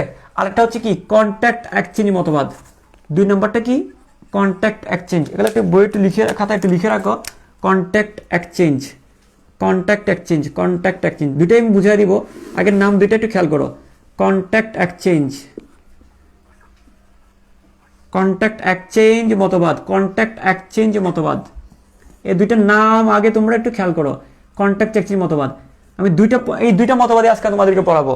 এই দুইটা মতবাদই তোমাদেরকে আজকে পড়াবো।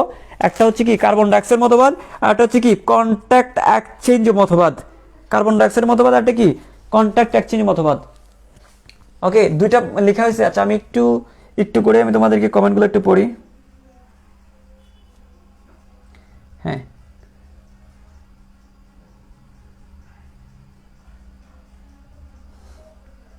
হ্যাঁ, এখানে একজন প্রশ্ন করেছে যে মাইক্রোনিউট্রিয়েন্টগুলো কোনগুলো। মাইক্রোনিউট্রিয়েন্ট হচ্ছে যেমন জিঙ্ক আছে, বোরন আছে, কপার আছে, ক্লোরিন আছে, মোলিবডেনাম আছে, বিভিন্ন মৌল আছে। তবে তুমি তুমি সবসময় ম্যাক্রোগুলো শিখবা, আর ওইগুলো ছাড়া বাকিগুলো তুমি কি করো, মানে পড়া তোমাকে কমায় নিতে হবে আর কি। ওইগুলো একটা রিডিং দিয়ে দেখে নিবা, যেগুলো বললাম আর কি। হ্যাঁ, মোলিবডেনাম, বোরন, ক্লোরিন, এগুলো হচ্ছে এই মৌলগুলো হচ্ছে তোমার কি মাইক্রো। হ্যাঁ, তোকে এরকম মুখস্থ করতে যাবা না, গাদার খাটনি করবা না। দেখো আমি আবার বলি, খেয়াল করো যেটা আমি বলতেছি। এই জায়গায় আসি আমরা, যে বললাম যে মাটিতে খনিজ লবণের প্রাপ্যতা মানে হচ্ছে বিভিন্ন আয়নগুলো কিভাবে মূলের কাছাকাছি জায়গায় আসে, এটা আমরা পড়বো এখন। এটা এটা এটা এটা আসে কিভাবে, এটার জন্য দুইটা মতবাদ আছে। একটা মতবাদ হচ্ছে কার্বন ডাইঅক্সাইড মতবাদ, আর একটা আছে কি কন্ট্যাক্ট এক্সচেঞ্জ মতবাদ। কন্ট্যাক্ট এক্সচেঞ্জ মতবাদ, তাই আমি প্রথমটাতে আসি, তারপর দুই নাম্বারটা বুঝিয়ে দিই। তাহলে দেখো প্রথমটা কি, কার্বন ডাইঅক্সাইড মতবাদটা কি দেখো। এই যে দেখো কার্বন ডাইঅক্সাইড, তাহলে কার্বন ডাইঅক্সাইড মতবাদটা কি, এর দুটি মতবাদ রয়েছে। কার্বন ডাইঅক্সাইড হচ্ছে এরকম, যে তোমাদেরকে যদি বলি, ধরো এই যে দেখো, ধরো আমি যদি একটু খেয়াল করি, তোমাদেরকে যদি এই জিনিসটা একটু বড় করে দেখাই, এই যে মূলটা, এই মূলটাকে দেখো, যে উদ্ভিদের যে উদ্ভিদের এই মূলটাকে একটু বড় করে আঁকতেছি। দেখো একটু বড় করে আঁকতেছি তোমাদের সুবিধার জন্য, তোমরা যাতে সহজে বুঝো। এটা একটু বড় করে আমি আঁকতেছি, খেয়াল করো। এই মূলটাকে আমি একটু বড় করে আঁকতেছি। এই যে এই মূলটাকে আমি একটু বড় করে আঁকলাম।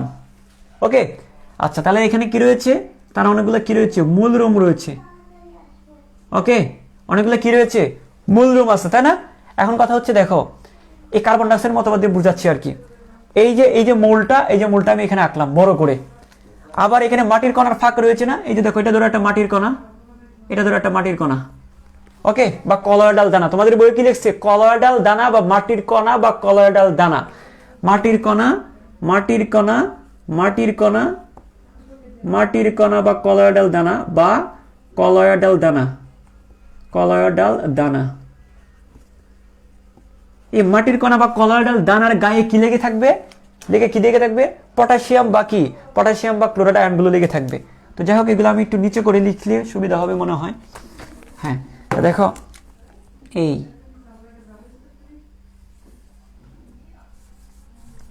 একটু খেয়াল করো, এই আচ্ছা, বুঝা গেছে, এগুলো মাটির কণা বা কলয়েডাল দানা। তো এই জায়গায় খেয়াল করো, ধরো এখানে হচ্ছে পটাশিয়াম আয়ন, এখানে হচ্ছে পটাশিয়াম আয়ন লেগে আছে, পটাশিয়াম আয়ন আছে। ধরো পটাশিয়াম ক্লোরাইড, লবণ কি থাকবে, এই খনিজ লবণ তো আয়ন হিসেবে থাকবে না। তাহলে দেখো এই পটাশিয়াম ক্লোরাইড, এই যে লবণটা পটাশিয়াম আয়ন হিসেবে থাকবে, ক্লোরাইড আয়ন হিসেবে থাকবে, তাই না? আয়ন হিসেবে থাকবে। এখন কথা হচ্ছে, ধরো এই হচ্ছে মূল, এই হচ্ছে মূলরোম, এই পোড়াটা কি মূল, এগুলা কি মূলরোম। ঠিক আছে, এই যে মূলরোম। মাটির কণা ফাঁকে ফাঁকে কি আছে, পটাশিয়াম ক্লোরাইড বা আরো বিভিন্ন লবণ। আমি একটা উদাহরণ নিচ্ছি, জাস্ট একটা উদাহরণ। এটা যেভাবে হয় অন্যগুলো সেভাবেই হবে, জাস্ট আমি পটাশিয়াম ক্লোরাইডের উদাহরণটা নিচ্ছি জাস্ট বোঝানোর জন্য। এটা অন্য লবণও হতে পারে।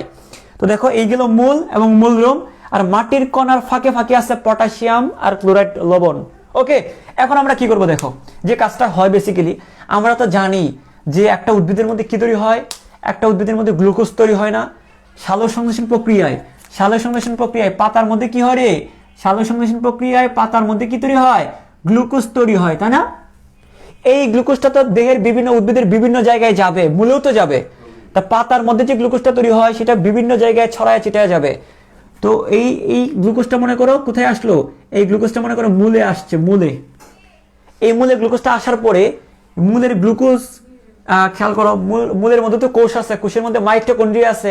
তো এই মাইটোকন্ড্রিয়াটার ভিতরে খেয়াল করো, এই গ্লুকোজটা অক্সিজেনের সাথে বিক্রিয়া করবে। কি করবে, অক্সিজেনের সাথে কি করবে, বিক্রিয়া করবে। বিক্রিয়া করলে কি তৈরি হবে, বিক্রিয়া করলে তৈরি হবে কার্বন ডাইঅক্সাইড। খেয়াল করো, কার্বন ডাইঅক্সাইড তৈরি হবে, আর কি তৈরি হবে, পানি তৈরি হবে। শ্বসন প্রক্রিয়া পড়ো নাই তোমরা, শ্বসন। আমি আবারও বলি, সালোক সংশ্লেষণ প্রক্রিয়ায় গ্লুকোজ তৈরি হয়, শ্বসন প্রক্রিয়ায় গ্লুকোজ ভাঙে।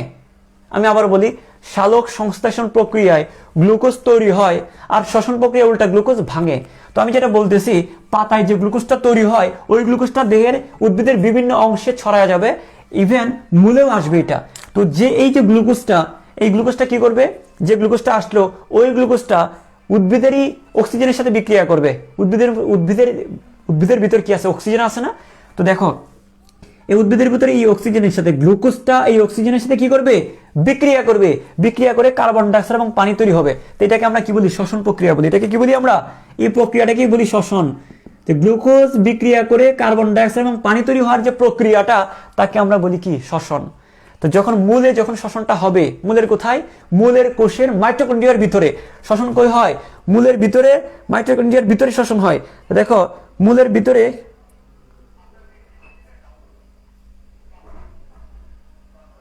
আচ্ছা দেখো মূলের ভিতরে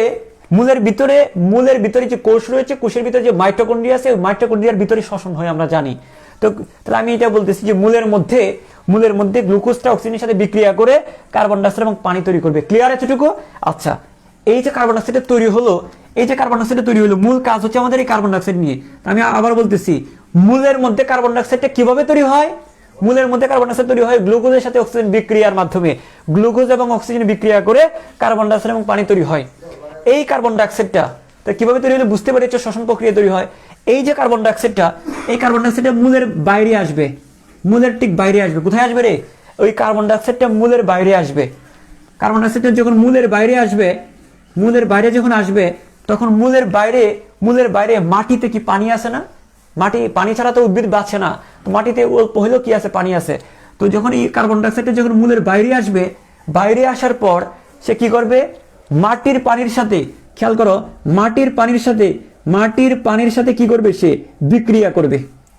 কার্বন ডাইঅক্সাইডটা মাটির পানির সাথে কি করবে, বিক্রিয়া করবে। বিক্রিয়া করে কি তৈরি হবে দেখো তো, মাটির পানির সাথে বিক্রিয়া করে, আচ্ছা আমি এটা নীল কালি দিয়ে ইউজ করি, সুবিধা হবে। মাটির পানির সাথে বিক্রিয়া করে, খেয়াল করো, মাটির পানির সাথে বিক্রিয়া করে কি তৈরি করবে, সে কার্বনিক অ্যাসিড তৈরি করবে। কি তৈরি করবে দেখো, কি তৈরি করবে, কার্বনিক অ্যাসিড। কি তৈরি করবে, কার্বনিক অ্যাসিড তৈরি করবে। দেখো এটা কি তৈরি করবে, কার্বনিক অ্যাসিড তৈরি করবে। দেখো carbonic acid H2CO3, carbonic acid তৈরি করবে। এটা হচ্ছে কোথায়, এই কার্বন ডাইঅক্সাইডটা ঠিক বের হওয়ার পরে, কার্বন ডাইঅক্সাইড বের হয়ে একদম মূলের কাছাকাছি জায়গায়, কার্বন ডাইঅক্সাইড বের হয়ে মূলের কাছাকাছি জায়গায় পানির সাথে যুক্ত হয়ে কার্বনিক অ্যাসিড তৈরি করবে। আমি আবার বলি, কার্বন ডাইঅক্সাইডটা বের হয়ে মূলের কাছাকাছি জায়গায় কি তৈরি করবে, কার্বন ডাইঅক্সাইডটা পানির সাথে যুক্ত হয়ে কার্বনিক অ্যাসিড তৈরি করবে। তো দেখো এই কার্বনিক অ্যাসিডটা আবার ভেঙে যাবে, এই কার্বনিক অ্যাসিডটা আবার ভেঙে যাবে। ভেঙে গিয়ে কি তৈরি করবে, দেখো দুটা আয়ন তৈরি হবে। একটা আয়ন হচ্ছে H+, আর একটা আয়ন হচ্ছে HCO3-। দুইটা আয়ন হবে, একটা হচ্ছে H+ আয়ন, আর একটা হচ্ছে কি HCO3- আয়ন। খেয়াল করো, একটা হচ্ছে H+ আয়ন, একটা HCO3-। তোমরা তো জানো, এই যে কার্বন ডাইঅক্সাইডকে ভাঙলে আমরা দুইটা জিনিস পাই। কেমিস্ট্রি যদি ন্যূনতম কেমিস্ট্রি পড়লে তোমরা জানার কথা যে দুইটা জিনিস পাই, একটা হচ্ছে H+ আয়ন, আর একটা হচ্ছে কি বাইকার্বনেট আয়ন। এভাবে বিভাজিত হয়। তো এরকম দুইটা আয়নই বিভক্ত হবে, খেয়াল করো, বিভক্ত হবে। তাহলে দেখো বিভক্ত হওয়ার পরে যে জিনিসটা হবে, এই যে দেখো এখানে কি H+ আয়ন না, ধনাত্মক আয়ন না, এই যে H+ আয়ন, এই H+ আয়নের সাথে পটাশিয়াম আয়নের কি হবে, বিনিময় হবে। এই H+ আয়নের সাথে পটাশিয়াম আয়নের কি হবে, বিনিময় হবে। কিন্তু দেখো H+টা চলে যাবে পটাশিয়ামের কাছে, পটাশিয়ামটা চলে আসবে H+ এর কাছে। তাহলে এই উপায়ে কি হইলো, পটাশিয়ামটা কি কাছে চলে আসলো না, কাছে চলে আসলো। একইভাবে বাইকার্বনেট আয়নটার কি হবে, আমি যেটা বলতেছি সেটা শুনো আগে। আরো প্রশ্ন আছে মনের মধ্যে, প্রশ্ন জাগবে, সেগুলো উত্তর দিব। আগে জাস্ট আমি যেটা বলতেছি সেটা শুনো। এই যে বাইকার্বনেট আয়ন যেটা তৈরি হয়, সেটা কি হবে, ক্লোরাইডের সাথে, ক্লোরাইডের সাথে কি হবে, বিনিময় হবে। সেটা কি হবে, ক্লোরাইডের সাথে বিনিময় হবে। সেটা হবে কি, ক্লোরাইডের সাথে বিনিময় হবে। তাহলে দেখো আমি বললাম কি, যে H+ আয়নটার সাথে পটাশিয়াম প্লাস আয়ন, এই যে H+ আয়নটার সাথে পটাশিয়াম প্লাস আয়নটার বিনিময় হবে। কেন বিনিময় বলতে, বিনিময় হয় সমান সমানে। খেয়াল করো, তুমি বলতে পারো যে স্যার এখানে H+ সাথে এটা ক্লোরাইডের সাথে যুক্ত হওয়ার কথা, এখানে যুক্ত হচ্ছে না কেউ, এটা বোঝার চেষ্টা করো। এখানে কিন্তু H প্লাসের সাথে এটা প্লাস আর Cl মাইনাস, এটা হওয়ার কথা, এটা কি যুক্ত হলে এটা হইতো, একটা পজিটিভ চার্জের সাথে একটা নেগেটিভ চার্জ যুক্ত হইতো, কিন্তু এখানে তো যুক্ত হচ্ছে না, এখানে বিনিময় হচ্ছে। জাস্ট একটা H প্লাসের বিনিময়ে একটা পটাশিয়াম প্লাস এখানে আসবে, একটা বিনিময় হচ্ছে, একটা H প্লাসটা চলে যাবে এখানে, পটাশিয়াম প্লাসটা আসবে এখানে, জাস্ট এটা কি হচ্ছে বিনিময়। ধরো তোমার সাথে, তোমার কাছে একটা আপেল আছে, আমার কাছে আরেকটা আপেল আছে, তাহলে আপেলে বিনিময় হতে পারে। তোমার কাছে ধরো একটা কলা আছে, আমার কাছে আপেল আছে, তাহলে আমি কি বিনিময় করবো এটা? আমার লস হবে না? তো দেখো আমি জিনিসটা এইভাবে বোঝাতে চাচ্ছি যে তোমার একটা আপেল, আমার একটা আপেল, তোমাকে দিলাম যে তুমি আমার আপেলটা নাও, আমি তোমার আপেলটা নিচ্ছি, আপেলে বিনিময়, আপেল আর কলায় বিনিময় হবে না, এটা সুষম বিনিময় হবে না। তো জাস্ট এখানে যেটা হচ্ছে, এটা একটা পজিটিভ চার্জ, H প্লাস একটা পজিটিভ চার্জ, পটাশিয়াম একটা পজিটিভ, তো পজিটিভে কি হবে? বিনিময় হবে, অর্থাৎ H প্লাসটা যাবে এখানে, পটাশিয়াম প্লাসটা আসবে এখানে। ওকে, এটা জাস্ট বিনিময় হচ্ছে, এটা কিন্তু একটার সাথে যুক্ত হচ্ছে না। যুক্ত হইতো যদি, তাহলে H প্লাসের সাথে Cl মানে যুক্ত হইতো। কথা ক্লিয়ার? ওকে, তো দেখো এই H প্লাস এবং পটাশিয়াম প্লাস পজিটিভে বিনিময় হবে, অর্থাৎ এই H প্লাসটা এখানে চলে যাবে, এই পটাশিয়াম প্লাসটা এখানে আসবে। ওকে, আবার দেখো এটা তো নেগেটিভ আয়ন, বাইকার্বনেটটা কি নেগেটিভ আয়ন, তো এই বাইকার্বনেটটার বিনিময়ে এই বাইকার্বনেটটা এখানে চলে যাবে, ক্লোরাইডটা এই জায়গায় চলে আসবে। তাহলে কি হলো, আমরা কি পাইলাম, এই জায়গায় এই দুইটা আয়নের মাধ্যমে পটাশিয়াম আয়নটা কি হলো, মূলের কাছে চলে আসলো না? একইভাবে এই ক্লোরাইড আয়নটাও কি বাইকার্বনেটের বিনিময়ে এই মূলের কাছে চলে আসছে, মূলের কাছে আসছে। তো এটাকে আমরা বলতে পারি, দেখো এই যে আমরা কি বললাম যে কিভাবে আয়নগুলা মূলের কাছে আসে, বুঝতে পারছো? আলটিমেটলি কি কারণে আসে? এইখানে কার্বন ডাইঅক্সাইড তৈরি হওয়ার মাধ্যমে আসে। পুরো প্রক্রিয়াটা আমি আবার একটু বলতেছি, তোমাদের কমেন্ট পড়ে আমি উত্তর দিব, খেয়াল করো, তোমাদের কমেন্ট পরে আমি উত্তরটা দিচ্ছি। দেখো এই যে গ্লুকোজ যেমন অক্সিজেনের সাথে বিক্রিয়া করবে, প্রথমে অক্সিজেনের সাথে বিক্রিয়া করে প্রথমে কি তৈরি করবে? কার্বন ডাইঅক্সাইড এবং পানি তৈরি করে।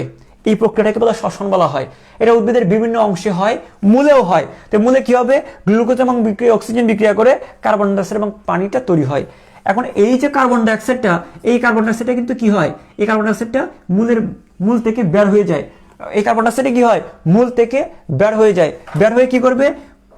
মাটির পানির সাথে বিক্রিয়া করে, কার্বন ডাইঅক্সাইড এবং মাটির পানি বিক্রিয়া করে কি তৈরি করবে? কার্বনিক অ্যাসিড তৈরি করবে। কি তৈরি করবে? কার্বনিক অ্যাসিড তৈরি করবে। ওই কার্বনিক অ্যাসিডটা আবার ভেঙে দুইটা আয়ন তৈরি হবে, একটা হচ্ছে H প্লাস আয়ন, একটা হচ্ছে বাইকার্বনেট আয়ন। এখন এই H প্লাসের বিনিময়ে একটা পজিটিভ চার্জ এখানে চলে আসবে, যেহেতু H প্লাস একটা প্লাস পজিটিভ চার্জ, তাহলে প্লাসের বিনিময়ে একটা প্লাস এখানে আসবে, আর এটা যদি নেগেটিভ চার্জের বিনিময়ে একটা নেগেটিভ চার্জ এখানে কাছাকাছি আসবে। এই যে পুরো মতবাদটা, এই পুরো কাহিনীটা, এটাকে আমরা বলি কার্বন ডাইঅক্সাইড মতবাদ। কারণ এই পুরো জিনিসটার মূলে কে রয়েছে? এই পুরো জিনিসটার মূল কারণটাকে, এই ঘটনাটা ঘটানোর পিছনে মূল জিনিসটা হচ্ছে কার্বন ডাইঅক্সাইড। কারণ কার্বন ডাইঅক্সাইড তৈরি হয়েছে বলেই এখানে কার্বনিক অ্যাসিড তৈরি হয়, আর কার্বনিক অ্যাসিড তৈরি হয়েছে বলে এখানে H প্লাস আয়ন এবং বাইকার্বনেট আয়ন দুইটা তৈরি হয়েছে। এই দুইটা আয়নের বিনিময়ে লবণের দুইটা আয়ন এই জায়গায় মূলের কাছাকাছি জায়গায় চলে আসে। ওকে, কারো যদি প্রশ্ন থাকে এই জায়গায় আমাকে করতে পারো, কারো প্রশ্ন থাকলে করতে পারো, কারো যদি প্রশ্ন থাকে আমাকে করতে পারো।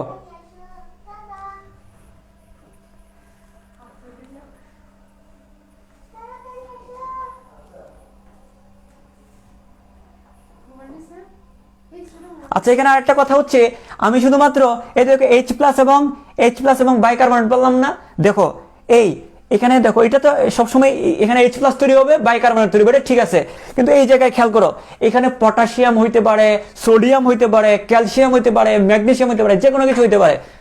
এটা জাস্ট আমি একটা উদাহরণ দিয়ে বুঝাইছি তোমাদেরকে। পটাশিয়াম এবং ক্লোরাইড, এই জায়গায় অন্য যে কোনো কিছু হইতে পারে, সোডিয়ামও থাকতে পারে, কিন্তু এই জায়গায় ফিক্সড। এই যে এখানে সবসময় H প্লাস আর সবসময় বাইকার্বনেট, এটা ফিক্সড। কিন্তু এইখানে বিভিন্ন আয়ন হইতে পারে। যদি দেখো তোমাদেরকে যদি বলি সোডিয়াম হইতে পারে, হ্যাঁ সোডিয়াম হইতে পারে, সোডিয়াম প্লাস হইতে পারে। এইভাবে যে কোনো আয়ন এভাবে বিনিময় হয়ে এভাবে আসবে। এখন আমি তোমাদেরকে যদি বলি, খেয়াল করো, এখন তোমাদেরকে যদি একটা কথা বলি, দেখো এই জায়গায় যদি সোডিয়াম না হয়ে যদি ধরো সোডিয়াম না হয়ে যদি খেয়াল করো, ধরো তোমার যদি ম্যাগনেসিয়াম যদি থাকে, তাহলে কি হবে? দেখো এই জায়গায় মনে করো ম্যাগনেসিয়াম আছে, এটা কি করো? ম্যাগনেসিয়াম আছে, তাহলে মনে রাখবা ম্যাগনেসিয়ামের তো দুইটা প্লাস, ম্যাগনেসিয়ামের কয়টা প্লাস? দুইটা প্লাস। তাহলে এখানে দেখো এইভাবে আরো কার্বন ডাইঅক্সাইড বের হবে, দুইটা H প্লাসের বিনিময়ে একটা ম্যাগনেসিয়াম এখানে আসবে। যদি ম্যাগনেসিয়াম থাকে তাহলে কয়টা হাইড্রোজেন চাইতে হবে? দুইটা হাইড্রোজেনের বিনিময়ে একটা ম্যাগনেসিয়াম আসবে। কেন? কারণ ম্যাগনেসিয়াম 2+, ম্যাগনেসিয়াম হচ্ছে 2+, আর হাইড্রোজেন হচ্ছে 1+। এই জন্য যদি ম্যাগনেসিয়াম থাকতো তাহলে কি হইতো, দুইটা H প্লাসের বিনিময়ে একটা ম্যাগনেসিয়াম আসতো, দুইটা H প্লাস এখানে তৈরি হইতো। মানে এখানে তো একটা কার্বন ডাইঅক্সাইড থেকে একটা H প্লাস তৈরি হয়েছে না, একইভাবে লক্ষ লক্ষ কার্বন ডাইঅক্সাইড থেকে লক্ষ লক্ষ H প্লাস এখানে তৈরি হচ্ছে। আমি তো দেখাইছি জাস্ট একটা দিয়ে। তো দেখো এইভাবে দুইটা H প্লাসের বিনিময়ে যখন একটা ম্যাগনেসিয়াম আয়ন আসবে, ক্লিয়ার, জিনিসটা ক্লিয়ার? ওকে। একইভাবে দুইটা এবার এইভাবে যদি অন্য কিছু থাকে তো জিনিসগুলো এইভাবে চেঞ্জ হইতে থাকবে। তো জাস্ট তোমরা মনে রাখবা কোনটা দিয়ে, তোমরা মনে রাখবা কোনটা দিয়ে। কারো কনফিউশন থাকলে বলো।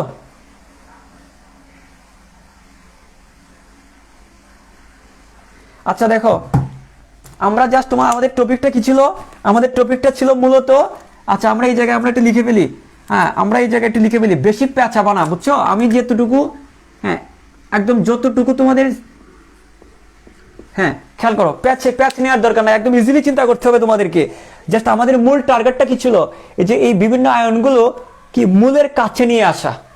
তো মূলের এই যে দুইটা আয়ন মূলের কাছে আসবে, মূলের কাছে আসার পর তারপর কি করবে, মূলের ভিতরে ঢুকবে। তো মূলের ভিতরে ঢোকার বিষয়টা আমরা কালকে, মানে কালকে বলতে আমরা নেক্সট যখন ক্লাস নিব, আমার ক্লাসগুলো কি কি, শুক্রবার, বৃহস্পতি শুক্র শনি, বৃহস্পতি শুক্র শনি 5:45, আস্তে আস্তে 6টা বাজে আমার, বৃহস্পতি শুক্র শনি, বৃহস্পতি শুক্র শনি। তো আমি যেটা বলতেছিলাম খেয়াল করো, আর একটু করে পড়া বাকি আছে। বৃহস্পতি শুক্র শনি 5:45, 5:45 থেকে 6টার মধ্যে আসবো। বৃহস্পতি শুক্র শনি 5:45।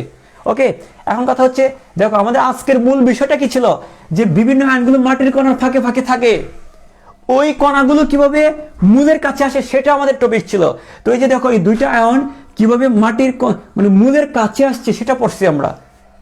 আমরা জাস্ট এই দুইটা আয়ন কিভাবে মূলের কাছে আসে সেটা পড়লাম। এখন মূলের কাছে থেকে কিভাবে ভিতরে ঢুকে যায় সেটা আজকের টপিক না, সেটা আমরা আলাদা একটা টপিক পড়বো। আমাদের যে টপিকটা সেটা কি, আমাদের টপিকটা কি, টপিকটা হচ্ছে মাটিতে খনিজ লবণের প্রাপ্যতা। মানে টপিকটা হচ্ছে যে কি লবণগুলো, এই আয়নগুলো কিভাবে মূলের কাছে আসে সেটা পড়তেছি আমরা। আরেকটা টপিক আছে, বিশাল টপিক, সেটা যে মূলের ভিতর ঢুকে কিভাবে, সেটা তো আলাদা একটা টপিক। কিভাবে মূলের কাছে আসে সেটা পড়ছি আমরা, ভালো করে বুঝতে হবে।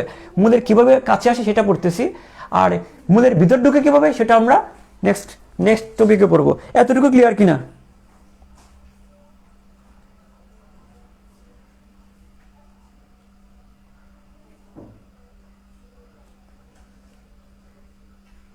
হ্যাঁ, তো বলে দিলাম যে বিনিময় হওয়ার পর এই আয়নগুলো মূলের ভিতরে ঢুকবে। আমাদের তো মূল টার্গেট কি, আমাদের মূল টার্গেট হচ্ছে এটা হচ্ছে মূল, এটা হচ্ছে মূল, তাই না? এটা মূল, জাস্ট বিভিন্ন আয়নগুলোকে মূলের ভিতর ঢুকানো হচ্ছে আমাদের টার্গেট। উদ্ভিদ কিভাবে মূলটাকে, উদ্ভিদ কিভাবে আয়নগুলোকে শোষণ করে, উদ্ভিদ কিভাবে আয়নগুলোকে ঢুকায় বা শোষণ করে। ওকে, তো সেটার জন্য আমাকে দুইটা কাজ করতে হয়। একটা কাজ হচ্ছে যে আয়নগুলোকে আগে মূলের কাছে আসতে হয়, তারপর সেটাকে মূলের ভিতর কিভাবে ঢুকে সেটা পড়বো আমরা। তো আমাদের আজকের টপিক কিভাবে আয়নগুলো মূলের কাছে আসে সেটা পড়লাম, এবং সেটা কোন উপায়ে আসে, কোন মতবাদ অনুসারে, কার্বন ডাইঅক্সাইড মতবাদ অনুসারে। ওকে, আচ্ছা তাহলে এই মতবাদটা আমাদের ক্লিয়ার হলো। একটা জিনিস, আরেকটা মতবাদ রয়ে গেছে, এটা অল্প করে আমি পড়াবো।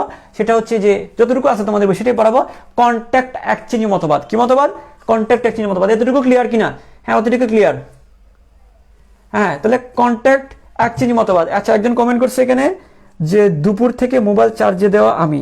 আচ্ছা ঠিক আছে, থ্যাংক ইউ। মানে চার্জ কেন দিছো সেটা বলে দিও। আচ্ছা দেখো, আচ্ছা যাই হোক, আচ্ছা এখানে খেয়াল করো, আমি যেটা করব এটা মুছে দিব, মুছে দিয়ে জাস্ট এখানে আমরা 2 নম্বর মতবাদটা পড়বো। জাস্ট এখানে আমি একটু মুছে দিচ্ছি, খেয়াল করো। শেষ, আমাদের কার্বন ডাইঅক্সাইড মতবাদ শেষ। ওকে, আচ্ছা কার্বন ডাইঅক্সাইড মতবাদ শেষ। এখন আমরা যে মতবাদটা পড়বো, কন্ট্যাক্ট এক্সচেঞ্জ মতবাদ। কন্ট্যাক্ট এক্সচেঞ্জ মতবাদ। এখন আমরা যে মতবাদটা পড়বো, দুইটা মতবাদ আছে বললাম না, এখন বলবো আমরা কন্ট্যাক্ট এক্সচেঞ্জ মতবাদ 2 নম্বর। এখানেও তো এক্সচেঞ্জ হয়েছে, এখানে কি হয়েছে, এক্সচেঞ্জ হয়েছিল না? এখানেও তো এক্সচেঞ্জ হয়েছে, H প্লাসের বিনিময়ে পটাশিয়াম আয়ন, এখানেও তো কিন্তু এক্সচেঞ্জ হয়েছিল। এটাকে আমরা কার্বন ডাইঅক্সাইড মতবাদ দিয়ে ব্যাখ্যা করছি। এই এক্সচেঞ্জটাকে আমরা কিভাবে ব্যাখ্যা করছি? কার্বন ডাইঅক্সাইড দিয়ে। এখন আমরা ব্যাখ্যা করব, এখন আর একটা ব্যাখ্যা করব হচ্ছে কন্ট্যাক্ট এক্সচেঞ্জ। এটা বেশি না, ভয় পাওয়ার কিছু নাই, অল্প আর একটু পড়বো, অল্প আর একটু পড়বো। কন্ট্যাক্ট এক্সচেঞ্জ মতবাদ বেশি না, এটা বেশি না টপিক, এটা বেশি না, হালকা একটু আছে। দেখো কন্ট্যাক্ট এক্সচেঞ্জ মতবাদ, কন্ট্যাক্ট এক্সচেঞ্জ মতবাদ কি বললাম? কন্ট্যাক্ট এক্সচেঞ্জ মতবাদ। দেখো এই কন্ট্যাক্ট এক্সচেঞ্জ মতবাদ কোনটা? দেখো এই কন্ট্যাক্ট এক্সচেঞ্জ মতবাদ হচ্ছে, ধরো কি বললাম? হ্যাঁ, আমি আবারও বলতেছি, ধরো মাটির কণার ফাঁকে ফাঁকে, এটা একটা মাটির কণা, এটা হচ্ছে মাটির কণা। ওকে, তো মাটির কণার ফাঁকে ফাঁকে ধরো এটা মাটির কণা, হ্যাঁ, বা কলয়েড কণা। তো এই মাটির কণার ফাঁকে ফাঁকে ধরো এই যে দেখো, ধরো ধরো কি, ধরো হচ্ছে যে এটা হচ্ছে, ধরো এখানে সোডিয়াম আয়ন আছে, এই সোডিয়াম প্লাস আয়ন, কথার কথা একটা উদাহরণ নিচ্ছি, সোডিয়াম প্লাস আয়ন, ধরো এখানে সোডিয়াম প্লাস আয়ন আছে, এবং এখানে ধরো কি, ধরো এখানে হচ্ছে হ্যাঁ নাইট্রেট মাইনাস আছে, সোডিয়াম প্লাস নাইট্রেট কি মাইনাস, নাইট্রেট মাইনাস আয়ন। ওকে, এখন কথা হচ্ছে যে দেখো, এটা এই মতবাদ অনুসারে বলা হচ্ছে, এই মতবাদ অনুসারে বলা হচ্ছে যে দেখো, মূলের কাছে তো কিছু না কিছু আয়ন থাকবে, মূলের কাছে কি ক্যাটায়ন বা বিভিন্ন আয়ন থাকবে না? মূলের কাছে তো আপনি কিছু না কিছু আয়ন থাকে বা থাকবে, অথবা মূল থেকে, খেয়াল করো, মূল থেকে বিভিন্ন আয়ন বের হবে বা বের হয়। যেমন একটা একটু আগে আমি দেখাইছি যে মূল থেকে কি কি তৈরি হচ্ছে, একটা H+ তৈরি হয়, একটা বাইকার্বনেট তৈরি হয়। একটু আগের পড়াটা খেয়াল করতে হবে তোমাকে, একটু আগে বললাম না, একটু আগে কি তৈরি হয়, এই যে প্রথমে কার্বন ডাইঅক্সাইড বের হয়ে কি H+ এবং বাইকার্বনেট তৈরি হচ্ছে। এই জায়গায় একটু আগে যেটা পড়লাম, এখানে H+ তৈরি হচ্ছে এবং কি বাইকার্বনেট তৈরি হচ্ছে, এটা পড়লাম না, পড়লাম। তো এখানে যেটা হয় যে এছাড়া অন্যান্য কিছু ক্যাটায়ন এখানে থাকতে পারে, ঠিক আছে? কন্ট্যাক্ট এক্সচেঞ্জ মতবাদের অনুসারে অন্যান্য কিছু ক্যাটায়ন থাকবে, অ্যানায়ন থাকতে পারে। এবং মাটির কণার ফাঁকে ধরো প্রচুর পরিমাণে, মাটির কণার ফাঁকে ধরো প্রচুর পরিমাণে ধরো একটা ক্যাটায়ন আছে, ধরো এখানে ম্যাক্সিমাম, এখানে ধরো শুধুমাত্র ক্যালসিয়াম আয়ন, কি আয়ন? ক্যালসিয়াম আয়ন, প্রচুর পরিমাণে ক্যালসিয়াম আয়ন, মানে মূলের কাছাকাছি থেকে প্রচুর পরিমাণে ক্যালসিয়াম আয়ন আছে, কিন্তু অন্য আয়নগুলো তার কাছাকাছি কিভাবে যাবে? একটা মূলের চারপাশে প্রচুর পরিমাণে ক্যালসিয়াম আয়ন আছে, কিন্তু অন্য আয়নগুলো তার কাছে কিভাবে যাবে সেটার ব্যাখ্যাটা তোমাদেরকে দিব। সেটা হচ্ছে যে এরকম, ধরো এরকম হইতে পারে, এরকম হইতে পারে, ধরো এই যে ক্যালসিয়াম আয়নটা দেখো মূলের কাছাকাছি জায়গায় সে কাঁপতে থাকবে, একটা জায়গা জুড়ে সে কাঁপতে থাকবে, একটা জায়গা জুড়ে এই মূলের কাছাকাছি জায়গায় কি করবে, এই ক্যালসিয়াম আয়নটা, এই যে ক্যালসিয়াম আয়ন, এটা কিন্তু মূলের কাছাকাছি জায়গায় কাঁপতে থাকে, কাঁপাকাঁপি করতে থাকে, কম্পমান অবস্থায় থাকে, কম্পমান অবস্থায় বা কাঁপাকাঁপি অবস্থায় একটা নির্দিষ্ট জায়গা জুড়ে সে কাঁপতে থাকে। এখানে যে সোডিয়াম আয়নটা, সেটাও কিন্তু একটা নির্দিষ্ট জায়গা জুড়ে কাঁপাকাঁপি করতে থাকে বা কাঁপতে থাকে। তো দেখো মাটির কণার সাথে যেটা লেগে আছে, আমি যেটা বলতেছিলাম তোমাদেরকে, ভালো করে খেয়াল করো, আমি একটু ক্লিয়ার করে দিচ্ছি, দেখো আমি একটু ক্লিয়ার করে দিচ্ছি, একটু খেয়াল করো, দেখো একটু খেয়াল করতে হবে যে ধরো মাটির কণার ফাঁকে দুইটা আয়ন আছে, সোডিয়াম আয়ন এবং নাইট্রেট আয়ন। ওকে, এটা ক্লিয়ার। এখন এই মূলের কাছে প্রচুর পরিমাণে ক্যালসিয়াম আয়ন আছে। এখন কথা হচ্ছে কিছু পরিমাণ ক্যালসিয়াম সে শোষণ করলো, কিন্তু তার তো কিছু পরিমাণ সোডিয়ামও লাগবে। তো কিভাবে সে আসবে, সোডিয়ামটা কিভাবে সে পাবে? দেখো জিনিসটা হচ্ছে যে ধরো মূলের চারপাশে প্রচুর পরিমাণে ক্যালসিয়াম আছে, কিছু পরিমাণ ক্যালসিয়াম সে শোষণ করে ফেললো, কিন্তু সে কি চায়? সে তো সোডিয়ামও চায়, মানে যেটা অনেক দূরে আছে। এগুলোকে কাছে কিভাবে আনবে সেটা আমরা এইভাবে চিন্তা করতে পারি যে দেখো ওই আয়নগুলো, দেখো এই আয়নগুলো বেসিক্যালি ওই ধরো এই যে আয়নটা, এই যে ধরো এই যে ক্যালসিয়াম আয়নটা, এই ক্যালসিয়াম আয়নটা মূলের কাছাকাছি জায়গায় প্রচুর কাঁপতেছে, মূলের কাছাকাছি জায়গায় কম্পমান অবস্থায় রয়েছে, কাঁপতেছে। ওকে, আর এই যে সোডিয়াম আয়নটা, সেটা মাটির কণার কাছাকাছি জায়গায় কাঁপতেছে।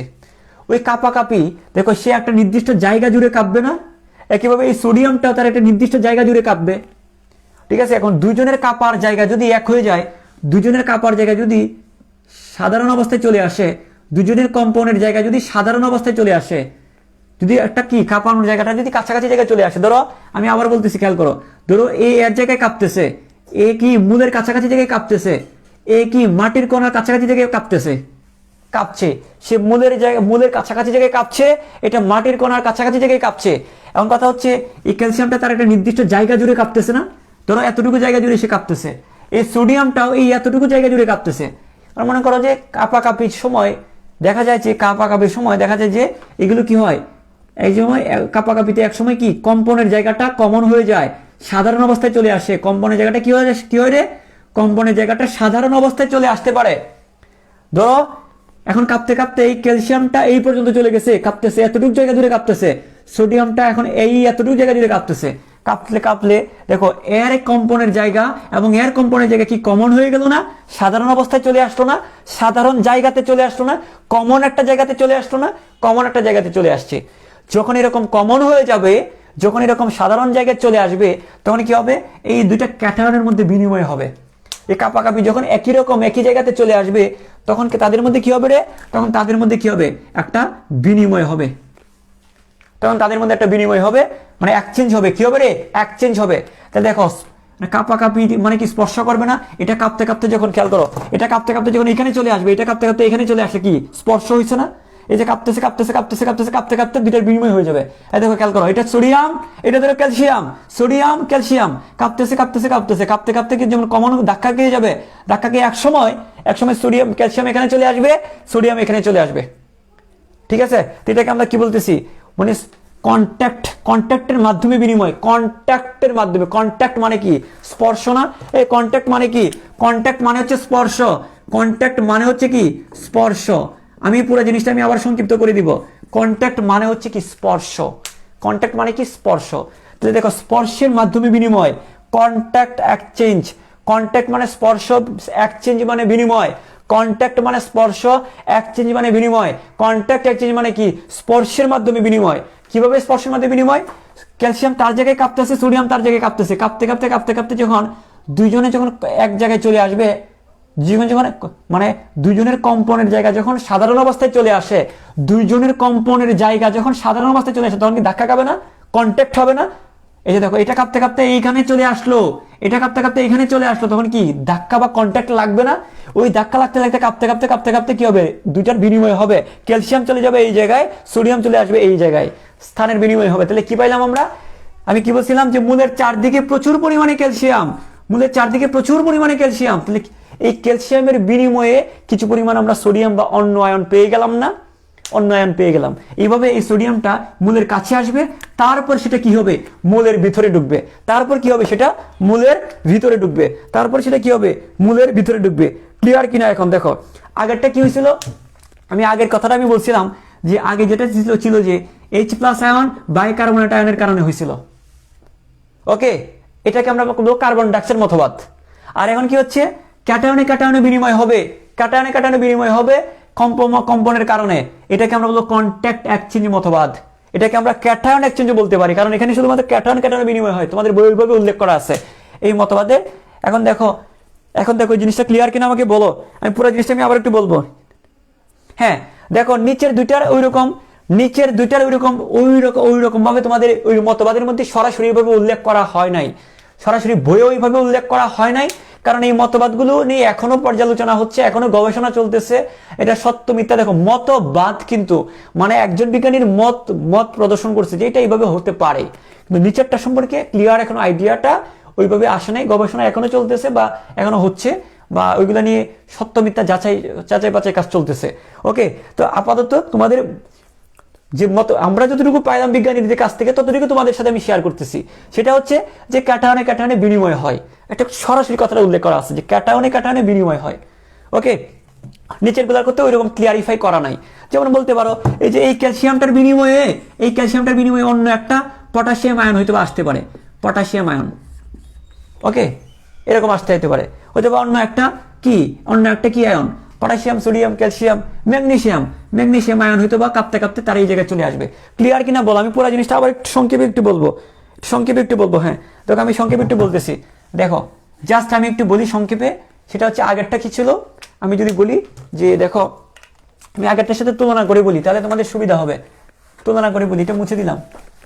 আমাদের টপিকটা কি, যে কিভাবে বিভিন্ন লবণগুলো আর 2 মিনিট দাও, কিভাবে, খেয়াল করো, কিভাবে লবণগুলো মূলের কাছে আসে, সেটা হচ্ছে আমাদের আজকের টপিক। হ্যাঁ, তো আমি যেটা বলছিলাম, যেখানে গ্লুকোজ অক্সিজেনের সাথে বিক্রিয়া করে কি তৈরি করবে? কার্বন ডাইঅক্সাইড তৈরি করে। কি তৈরি করে? Carbon dioxide. এই যে কার্বন ডাইঅক্সাইড প্লাস পানি, হ্যাঁ, কি তৈরি করে রে? দেখো তো কি তৈরি করে? কার্বন ডাইঅক্সাইড প্লাস পানি, কার্বন ডাইঅক্সাইড প্লাস পানি তৈরি করে, তাই না? এই কার্বন ডাইঅক্সাইডটা যখন বের হয়ে যাবে, কার্বন ডাইঅক্সাইড বের হয়ে এই কি করে? কার্বন ডাইঅক্সাইড যখন বের হয়, এই কার্বন ডাইঅক্সাইডটা মূলের পানির সাথে বিক্রিয়া করে কি তৈরি করে? মূলের কাছাকাছি জায়গায় কি তৈরি করে? মূলের কাছাকাছি জায়গায় কি তৈরি করবে? তৈরি করবে H2CO3, কার্বনিক অ্যাসিড তৈরি করবে। পানির সাথে যুক্ত হয়ে, খেয়াল করো, এই যে পানির সাথে যুক্ত হয়ে কি তৈরি করবে? কার্বনিক অ্যাসিড H2CO3 তৈরি করবে। এই কার্বনিক অ্যাসিডটা যখন ভেঙে যাবে, কি তৈরি হবে? H+ এবং কি HCO3-। তো আমি যেটা তোমাদেরকে বলছিলাম যে এই যে H+টার বিনিময়ে, একটা পটাশিয়াম আয়ন মাটির কণার ফাঁক থেকে পটাশিয়াম আয়নটা H+ এর বিনিময়ে এখানে যাবে। এবং আরেকটা আয়ন কি করবে? আরেকটা কি আয়ন দেখো, এই যে দেখো, আর বাইকার্বনেটের বিনিময়ে ক্লোরাইডটা বিনিময় হবে। দেখো এটাতে আমরা পড়লাম, এটা হচ্ছে কার্বন ডাইঅক্সাইড মতবাদ। এটা কি? কার্বন ডাইঅক্সাইড মতবাদ। এটা একটু আগে তোমাদেরকে ডিটেলস পড়াইছি যদিও। এখন এই জায়গায় দেখো কন্ট্যাক্ট এক্সচেঞ্জ কোনটা, এটা সম্পূর্ণ আলাদা। এখানে এই যে H+ এবং CO3 এগুলাকে সরাসরি ভাবে আনবা না এখানে। এটা মতবাদটা হচ্ছে যে বলছে যে কি, যে মূলের গায়ে লাগানো অবস্থায় যে ক্যাটায়নগুলো, সেগুলো একটা নির্দিষ্ট জায়গা জুড়ে কাঁপে। মাটির কণার ফাঁকের যে ক্যাটায়নগুলো, সেগুলো কি হবে? একটা নির্দিষ্ট জায়গা জুড়ে কাঁপে। এবং দুজনের কম্পনের জায়গা যখন সাধারণ অবস্থায় চলে আসে, তখন ওই দুইটা আয়নের মধ্যে বিনিময় হয়। ধরো আমি যেটা বলতেছিলাম, ধরো এখানে উদাহরণ হিসেবে আমরা বলতে পারি যে এই মূলের চারপাশে প্রচুর পরিমাণে ক্যালসিয়াম আয়ন, কি আয়ন? Calcium ion. কিন্তু কিছু পরিমাণ ক্যালসিয়াম সে উদ্ভিদ শোষণ করবে, তার তো অন্য আয়নও লাগবে। তো ওই আয়নগুলো কিভাবে করবে? ওই ক্যালসিয়ামের বিনিময়ে কিছু পরিমাণ সোডিয়াম বা কিছু পরিমাণ ম্যাগনেসিয়াম নিয়ে আসবে সে। এটা জাস্ট একটা উদাহরণ দিলাম তোমাদেরকে। এখানে ধরো মূলের চারপাশে প্রচুর পরিমাণ পটাশিয়াম আছে, সে কিছু পরিমাণ পটাশিয়াম গ্রহণ করলো। এই পটাশিয়ামের বিনিময়ে অন্য একটা আয়ন সে কি করবে? নিয়ে আসবে তার কাছে। কিভাবে আনবে? সেটা হচ্ছে দেখো আমি পুরাটা বলতেছি, আমি উদাহরণ দিয়ে বলতেছি না, আমি একটু কমনলি বলতেছি যে মূলের চারপাশের ক্যাটায়নগুলো একটা নির্দিষ্ট জায়গা জুড়ে কাঁপে। মূলের চারপাশে, আমি ক্যালসিয়াম পটাশিয়াম কিছু বলি নাই কিন্তু, দেখো মূলের চারপাশে ক্যাটায়নগুলো একটা নির্দিষ্ট জায়গা জুড়ে কাঁপে। এবং মাটির কণার ফাঁকে ক্যাটায়নগুলো একটা নির্দিষ্ট জায়গা জুড়ে কাঁপে। এবং দুই জায়গার আয়নগুলোর কম্পনের জায়গা, এই এর কম্পনের জায়গা এবং এর কম্পনের জায়গা, দুই জায়গার আয়নগুলোর কম্পনের জায়গা যখন সাধারণ অবস্থায় চলে আসবে, মানে দুজনের সাথে যখন এই যে এইটা এইভাবে কাঁপতেছে, এটা এখানে কাঁপতেছে, দুইটা যখন কাছাকাছি জায়গায় চলে আসবে, একই জায়গায় যখন চলে আসবে, তখন কি হবে? তাদের মধ্যে একটা বিনিময় হবে, এক্সচেঞ্জ হবে। কারণ যখন সাধারণ অবস্থায় দুজনের ধাক্কাধাক্কি যখন সাধারণ অবস্থায় চলে আসবে, এটা কাঁপতে যখন এখানে চলে যাবে, এটা কাঁপতে যখন এখানে চলে আসবে, তখন কি কন্ট্যাক্ট হবে না? এই কন্ট্যাক্ট হওয়ার সময়, একজন আরেকজনকে কন্ট্যাক্ট হওয়ার সময় দেখো এইভাবে কাঁপতেছে, এবার যখন কন্ট্যাক্ট হয়ে গিয়ে এটা চলে আসবে এখানে, ক্যালসিয়াম চলে যাবে এখানে, সোডিয়াম চলে আসবে এখানে। এভাবে আয়নটার কি হবে? বিনিময় হবে। তখন এই যে সোডিয়ামটা যখন এখানে আসবে, এই সোডিয়ামটা তাহলে আমরা কি বলতে পারলাম? মূলের কাছে চলে আসলো। এটাকে আমরা বলতেছি কন্ট্যাক্ট এক্সচেঞ্জ মতবাদ। কি বলতেছি? কন্ট্যাক্ট এক্সচেঞ্জ মতবাদ। ক্লিয়ার কিনা? এতটুকু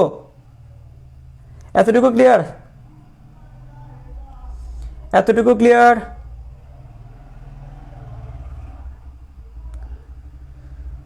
হ্যাঁ, আচ্ছা দেখো, জাস্ট আমরা একটু দেখি এতটুকু ক্লিয়ার কিনা। যেখানে একজন কমেন্ট করছে, আচ্ছা দেখতে কোন,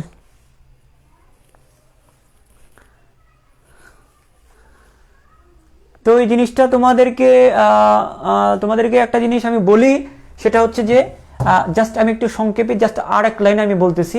এখানে শুধুমাত্র H+ এর বিনিময়ে ধনাত্মক আয়ন যাবে, এখানে বাইকার্বনেটের বিনিময়ে কোনো ঋণাত্মক আয়ন এখানে আসবে, বিনিময় হবে H+ এর বিনিময়ে, বাইকার্বনেটের বিনিময়ে। ওকে, আর এখানে যে কাজটা হবে, এখানে জাস্ট কাপাকাপি হবে।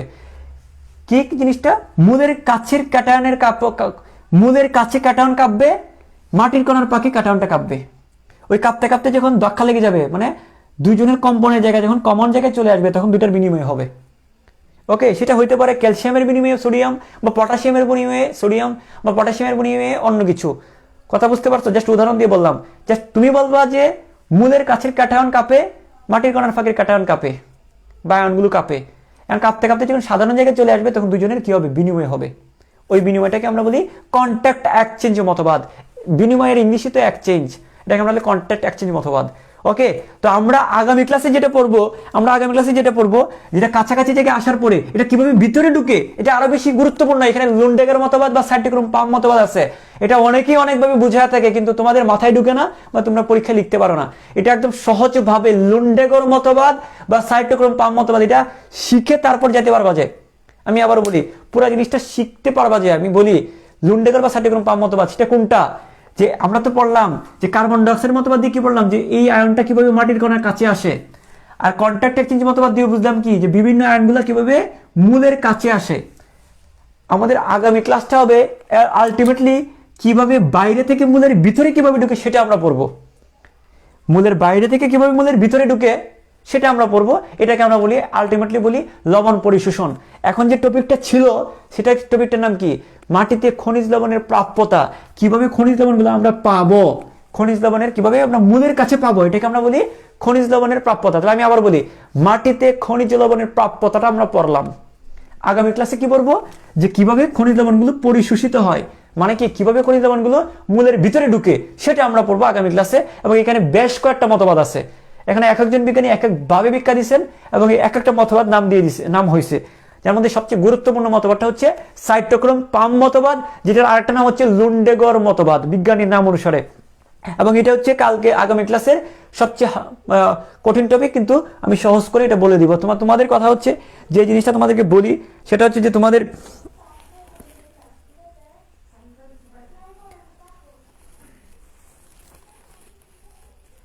হ্যাঁ, তাই তোমাদেরকে একটা কথা বলি যে যারা ইতিমধ্যে যুক্ত আছো, প্রায় 100 জনের মতো প্রায় রেগুলার ক্লাস করছো, মানে কিছুক্ষণ আগেও 100 জনের মতো ছিল। তো তোমরা পারো এই 100 জনকে 200 জন বানাতে। তোমরা নিজেরা ফ্রেন্ডদের সাথে কথা বলো যে আমরা রেগুলার ক্লাস করবো, যদি আমরা রেগুলার ক্লাস করি স্যার ক্লাস নিবে, ঠিক আছে? তো এটা তোমরা পারবে 100 জনকে 200 জন বানাইতে, 200 জনকে 300 জন বানাতে, এটা তোমরা পারবে, এটা তোমাদের এটা পাওয়ার আছে। তোমরা পার্সোনালি ফ্রেন্ডদের সাথে কথা বলো। আমি পুরো চ্যাপ্টারটা ঠিক আগামী ক্লাসটা আরো বেশি তোমাদের কি হবে, প্রত্যেকটা ক্লাসের চেয়ে আমি চেষ্টা থাকবো আমার ডেডিকেশন লেভেলটা সবসময় হাই রাখার চেষ্টা করব। কিন্তু বাকি যে কাজটা তোমাদের করতে হবে, রেগুলার ক্লাসগুলো করতে হবে এবং লাইভে থেকে না পরে দেখে নিব, এই ধরনের মন মানসিকতা নিয়ে যদি ক্লাস করো যে লাইভ শেষ হয়েছে আমরা পরবর্তীতে একটু দেখে নিব, হয়তো আমরা এখন পারতেছি না, পরে লাইভটা আমরা দেখে নিব, ওইরকম যদি থাকে তাহলে আমি টোটালি ক্লাস স্টপ করে দিব। ওকে, এটা তোমাদের এই জিনিসটা তোমাদের মাথায় রাখতে হবে যে না পরে দেখতে দিলে হবে না, এটা তোমাদের এখন লাইভে থাকতে হবে, একদম তোমাদের লাইভে থেকে ক্লাসটা করতে হবে। ওকে, তো এই জিনিসটা তোমাদের কাজ হচ্ছে, হ্যাঁ তোমাদের যদি আমি বলি, তোমাদের মধ্যে যদি একটা আলোড়ন সৃষ্টি করতে পারো, পড়ালেখার প্রতি যদি আগ্রহটা সৃষ্টি করতে পারো, আমার ক্লাসে যদি অ্যাটেন্ড থাকো, লাইভের কথা বলতেছি, পরবর্তীতে দেখা যাচ্ছে যে 1K ভিউ হয়ে যাচ্ছে, হ্যাঁ 700 800 900 লাইক হয়ে যাচ্ছে, এইটা দরকার নাই আমার কথা হচ্ছে আমার হ্যাঁ 900 লাইক আমার দরকার নাই, আমার এখানে লাইভে উপস্থিত থাকো। যদি উপস্থিতি যদি বাড়ে আমি এটা পড়ায় যেতে থাকবো তোমাদের HSC ফাইনাল পরীক্ষা পর্যন্ত। এটা আমি এই মুখ দিয়ে যেটা বের হয়েছে সেটাই আমি করব। ওকে, তো তোমাদের যে কাজটা করতে হবে যে এটা একটু ফ্রেন্ডদের সাথে একটু পার্সোনালি কথা বলো বা বিভিন্ন ফ্রেন্ডদের গ্রুপের সাথে কথা বলে এটা জাস্ট তোমরা একটা কমিউনিটি হিসাবে এটা পৌঁছে দাও, ঠিক আছে? তাহলে কারণ হচ্ছে আমি যেহেতু কষ্ট করতেছি, ম্যাক্সিমাম যেন উপকৃত হয় সেই জিনিসটা আমি চিন্তা করতেছি। তো তোমরা এই জিনিসটা একটু মাথায় রাখো যে বন্ধুদের থেকে ফ্রেন্ডদের থেকে এই জিনিসগুলো প্রতিদিন বলা যায় না যে ফ্রেন্ডদেরকে মেনশন করো বা শেয়ার দাও, এগুলো তোমাদের সম্পূর্ণ নিজের দায়িত্বে করতে হবে। তোমাদের থেকে তো আমরা আর কিছু চাচ্ছি না, জাস্ট এই একটা জিনিস। ওকে, তো ইতিমধ্যে হ্যাঁ এখানে একজন প্রশ্ন করছে যে ক্যালসিয়াম আয়নের বিনিময়ে কি সোডিয়াম প্লাস আয়নটা আসবে, সোডিয়াম প্লাস 2টা আসবে কিনা। এখানে দেখো, এখানে যেহেতু বিষয়টা কাপাকাপির কথা বলা হচ্ছে, এখানে কম্পনের কারণে বলা হচ্ছে, এখানে একটার বিনিময়ে 2টা সোডিয়াম প্লাস জিনিসটা ওই রকম না, এটা জাস্ট কম্পনের কারণে, ধাক্কার কারণে কম্পনের কারণে বিনিময়টা হচ্ছে। এখানে সোডিয়াম 2+ এর কারণে যে 2টা হবে এরকম না, তবে 2টা H+ এর কারণে একটা ক্যালসিয়াম আয়ন হইতে পারে, যে প্রশ্নটা করছো। তবে একটা জিনিস তোমরা মনে রাখবা, সেটা হচ্ছে খেয়াল করো, এখানে একজন পেট বেচের কথা জিজ্ঞেস করতেছে, এগুলোর দরকার নাই। তোমরা কথা হচ্ছে তোমাদেরকে এখানে ক্লাস করাচ্ছি, তোমরা এটা 100% মনোযোগী থাকো, যেটা পড়াচ্ছি সেটা দেখো, যেটা পড়াচ্ছি সেটা তোমরা 100% এফোর্ট দাও। আমি পেইড ব্যাচেও এত গুরুত্ব দিই না যতটা গুরুত্ব তোমাদেরকে আমি দিচ্ছি। আমরা এটা যারা আমার এখানে পড়ে তারা জানে আমি পেইড ব্যাচেও এতটা গুরুত্ব দিই না যতটা গুরুত্ব বা এফোর্ট আমি এখানে দিচ্ছি। তো এই জন্য তোমাদেরকে বলি 100% এফোর্ট থাকো। তোমাদের থেকে আমি যেটা বলতেছি সেটা হচ্ছে যে তোমরা এখানে কি করো, যে এই জায়গায় ক্লাসটা করো, মনোযোগ দিয়ে করো এবং ফ্রেন্ডদেরকে, বন্ধু বান্ধব যারা আছে এই জিনিসগুলো, ক্লাসের বিষয়টা একটু জানায় দাও। ওকে, আর অন্য স্যারের ক্লাস যদি এই টাইমে থাকে তোমরা টাইমটা চেঞ্জ করার চেষ্টা করো। ওকে, আচ্ছা, তো এখানে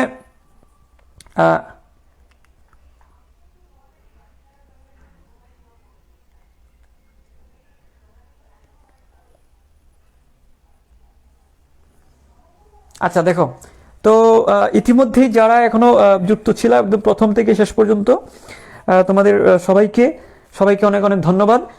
তো কয়েকটা নাম এটা না পড়লেই না হয়, যেমন শ্রাবন্তী দাস, তারপর হচ্ছে তুলি বুথু নামটা ভূত টাইপের, আচ্ছা যাই হোক। তারপর হচ্ছে মাহমুদা খাতুন, তারপরে হচ্ছে শরণদীপ, আচ্ছা আমাকে একটু উচ্চারণের প্রবলেম হলে ক্ষমা সুন্দর দৃষ্টিতে দেখবা। শরণদীপ চৌধুরী, রাবিয়া বিনতে ইব্রাহিম, আবুল কাশেম, মারোয়া সাফুয়া, তারপর হচ্ছে নিশাত তাসনিম শ্রাবণী। ওকে, অনেকেই ধন্যবাদ দিচ্ছে, থ্যাঙ্কস দিচ্ছে, ওয়েলকাম সবাইকে। তারপরে হচ্ছে Sardar Shahbaz from Narail. Okay okay, Nusrat Niha sir প্রথম থেকেই আছি, ধন্যবাদ।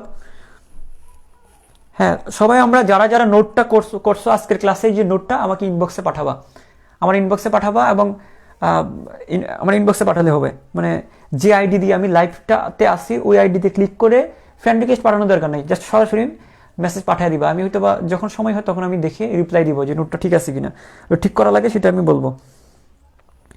ওকে ওকে ওকে, ঠিক আছে, সবাইকে অনেক ধন্যবাদ, সবাই ভালো থাকো, সুস্থ থাকো, এবং পড়াশোনা যেভাবে একটু দেখো তোমাদের প্রত্যেকেরই তো আলাদা আলাদা ফ্যামিলি আছে। দেখো, আমরা টিচার মানুষ, আমাদের 100 স্টুডেন্টের মধ্যে যদি কেউ যদি A+ না পায় আমাদের কিছু যাবে আসবে না। প্র্যাকটিক্যালি আমি বলতেছি, 100 জন স্টুডেন্ট পড়ালে 100 জনের মধ্যে যদি A+ না পায় কেউ, যাবে আসবে না। সবাই যদি গোল্ডেন A+ পায়, সবাই মেডিকেলে, ঠিক আছে, তাও আমাদের প্র্যাকটিক্যালি আমাদের কোনো যাবে আসবে না। যার যাবে আসবে সেটা হচ্ছে তোমার ফ্যামিলি। এই 100 জন স্টুডেন্টের 100টা ফ্যামিলি আছে কিন্তু। তো একবার সবার, তুমি রেজাল্ট খারাপ করলে তোমার ফ্যামিলি সাফার করবে, তুমি সাফার করবা। তো এটা তোমরা এতটুকু জিনিস মাথায় রাখবা, শুধু তোমার জন্য না হলেও অন্যভাবে তোমার ফ্যামিলির জন্য হলেও কি করতে হবে, তোমাকে পড়ালেখাটা করতে হবে। একটু সিরিয়াস হয়ে যাও। তোমরা যদি সিরিয়াস হও, আমি আছি তোমাদের সাথে, বললাম তো আমি তোমাদের সাথে আছি, তো তোমরা সিরিয়াস হয়ে গেলেই হবে। ওকে, আচ্ছা, যারা আজকে আমার ফার্স্ট ক্লাস করছো, তারা এই গ্রুপে আমার আরো 2টা ক্লাস আছে। একটা হচ্ছে ক্র্যাপস চক্রের উপর, আর একটা হচ্ছে 12 জোড়া করোটিক স্নায়ুর উপর। এই 2টা ক্লাস একটু কষ্ট করে দেখে নিও। ওকে, ঠিক আছে, আমি আর লেট করবো না, তোমরা সবাই পড়তে বসে যাও বা রেস্ট নিয়ে পড়ো। ঠিক আছে, আজকে পর্যন্ত সবাই ভালো থাকো, সুস্থ থাকো। আসসালামু আলাইকুম, বেস্ট অফ লাক।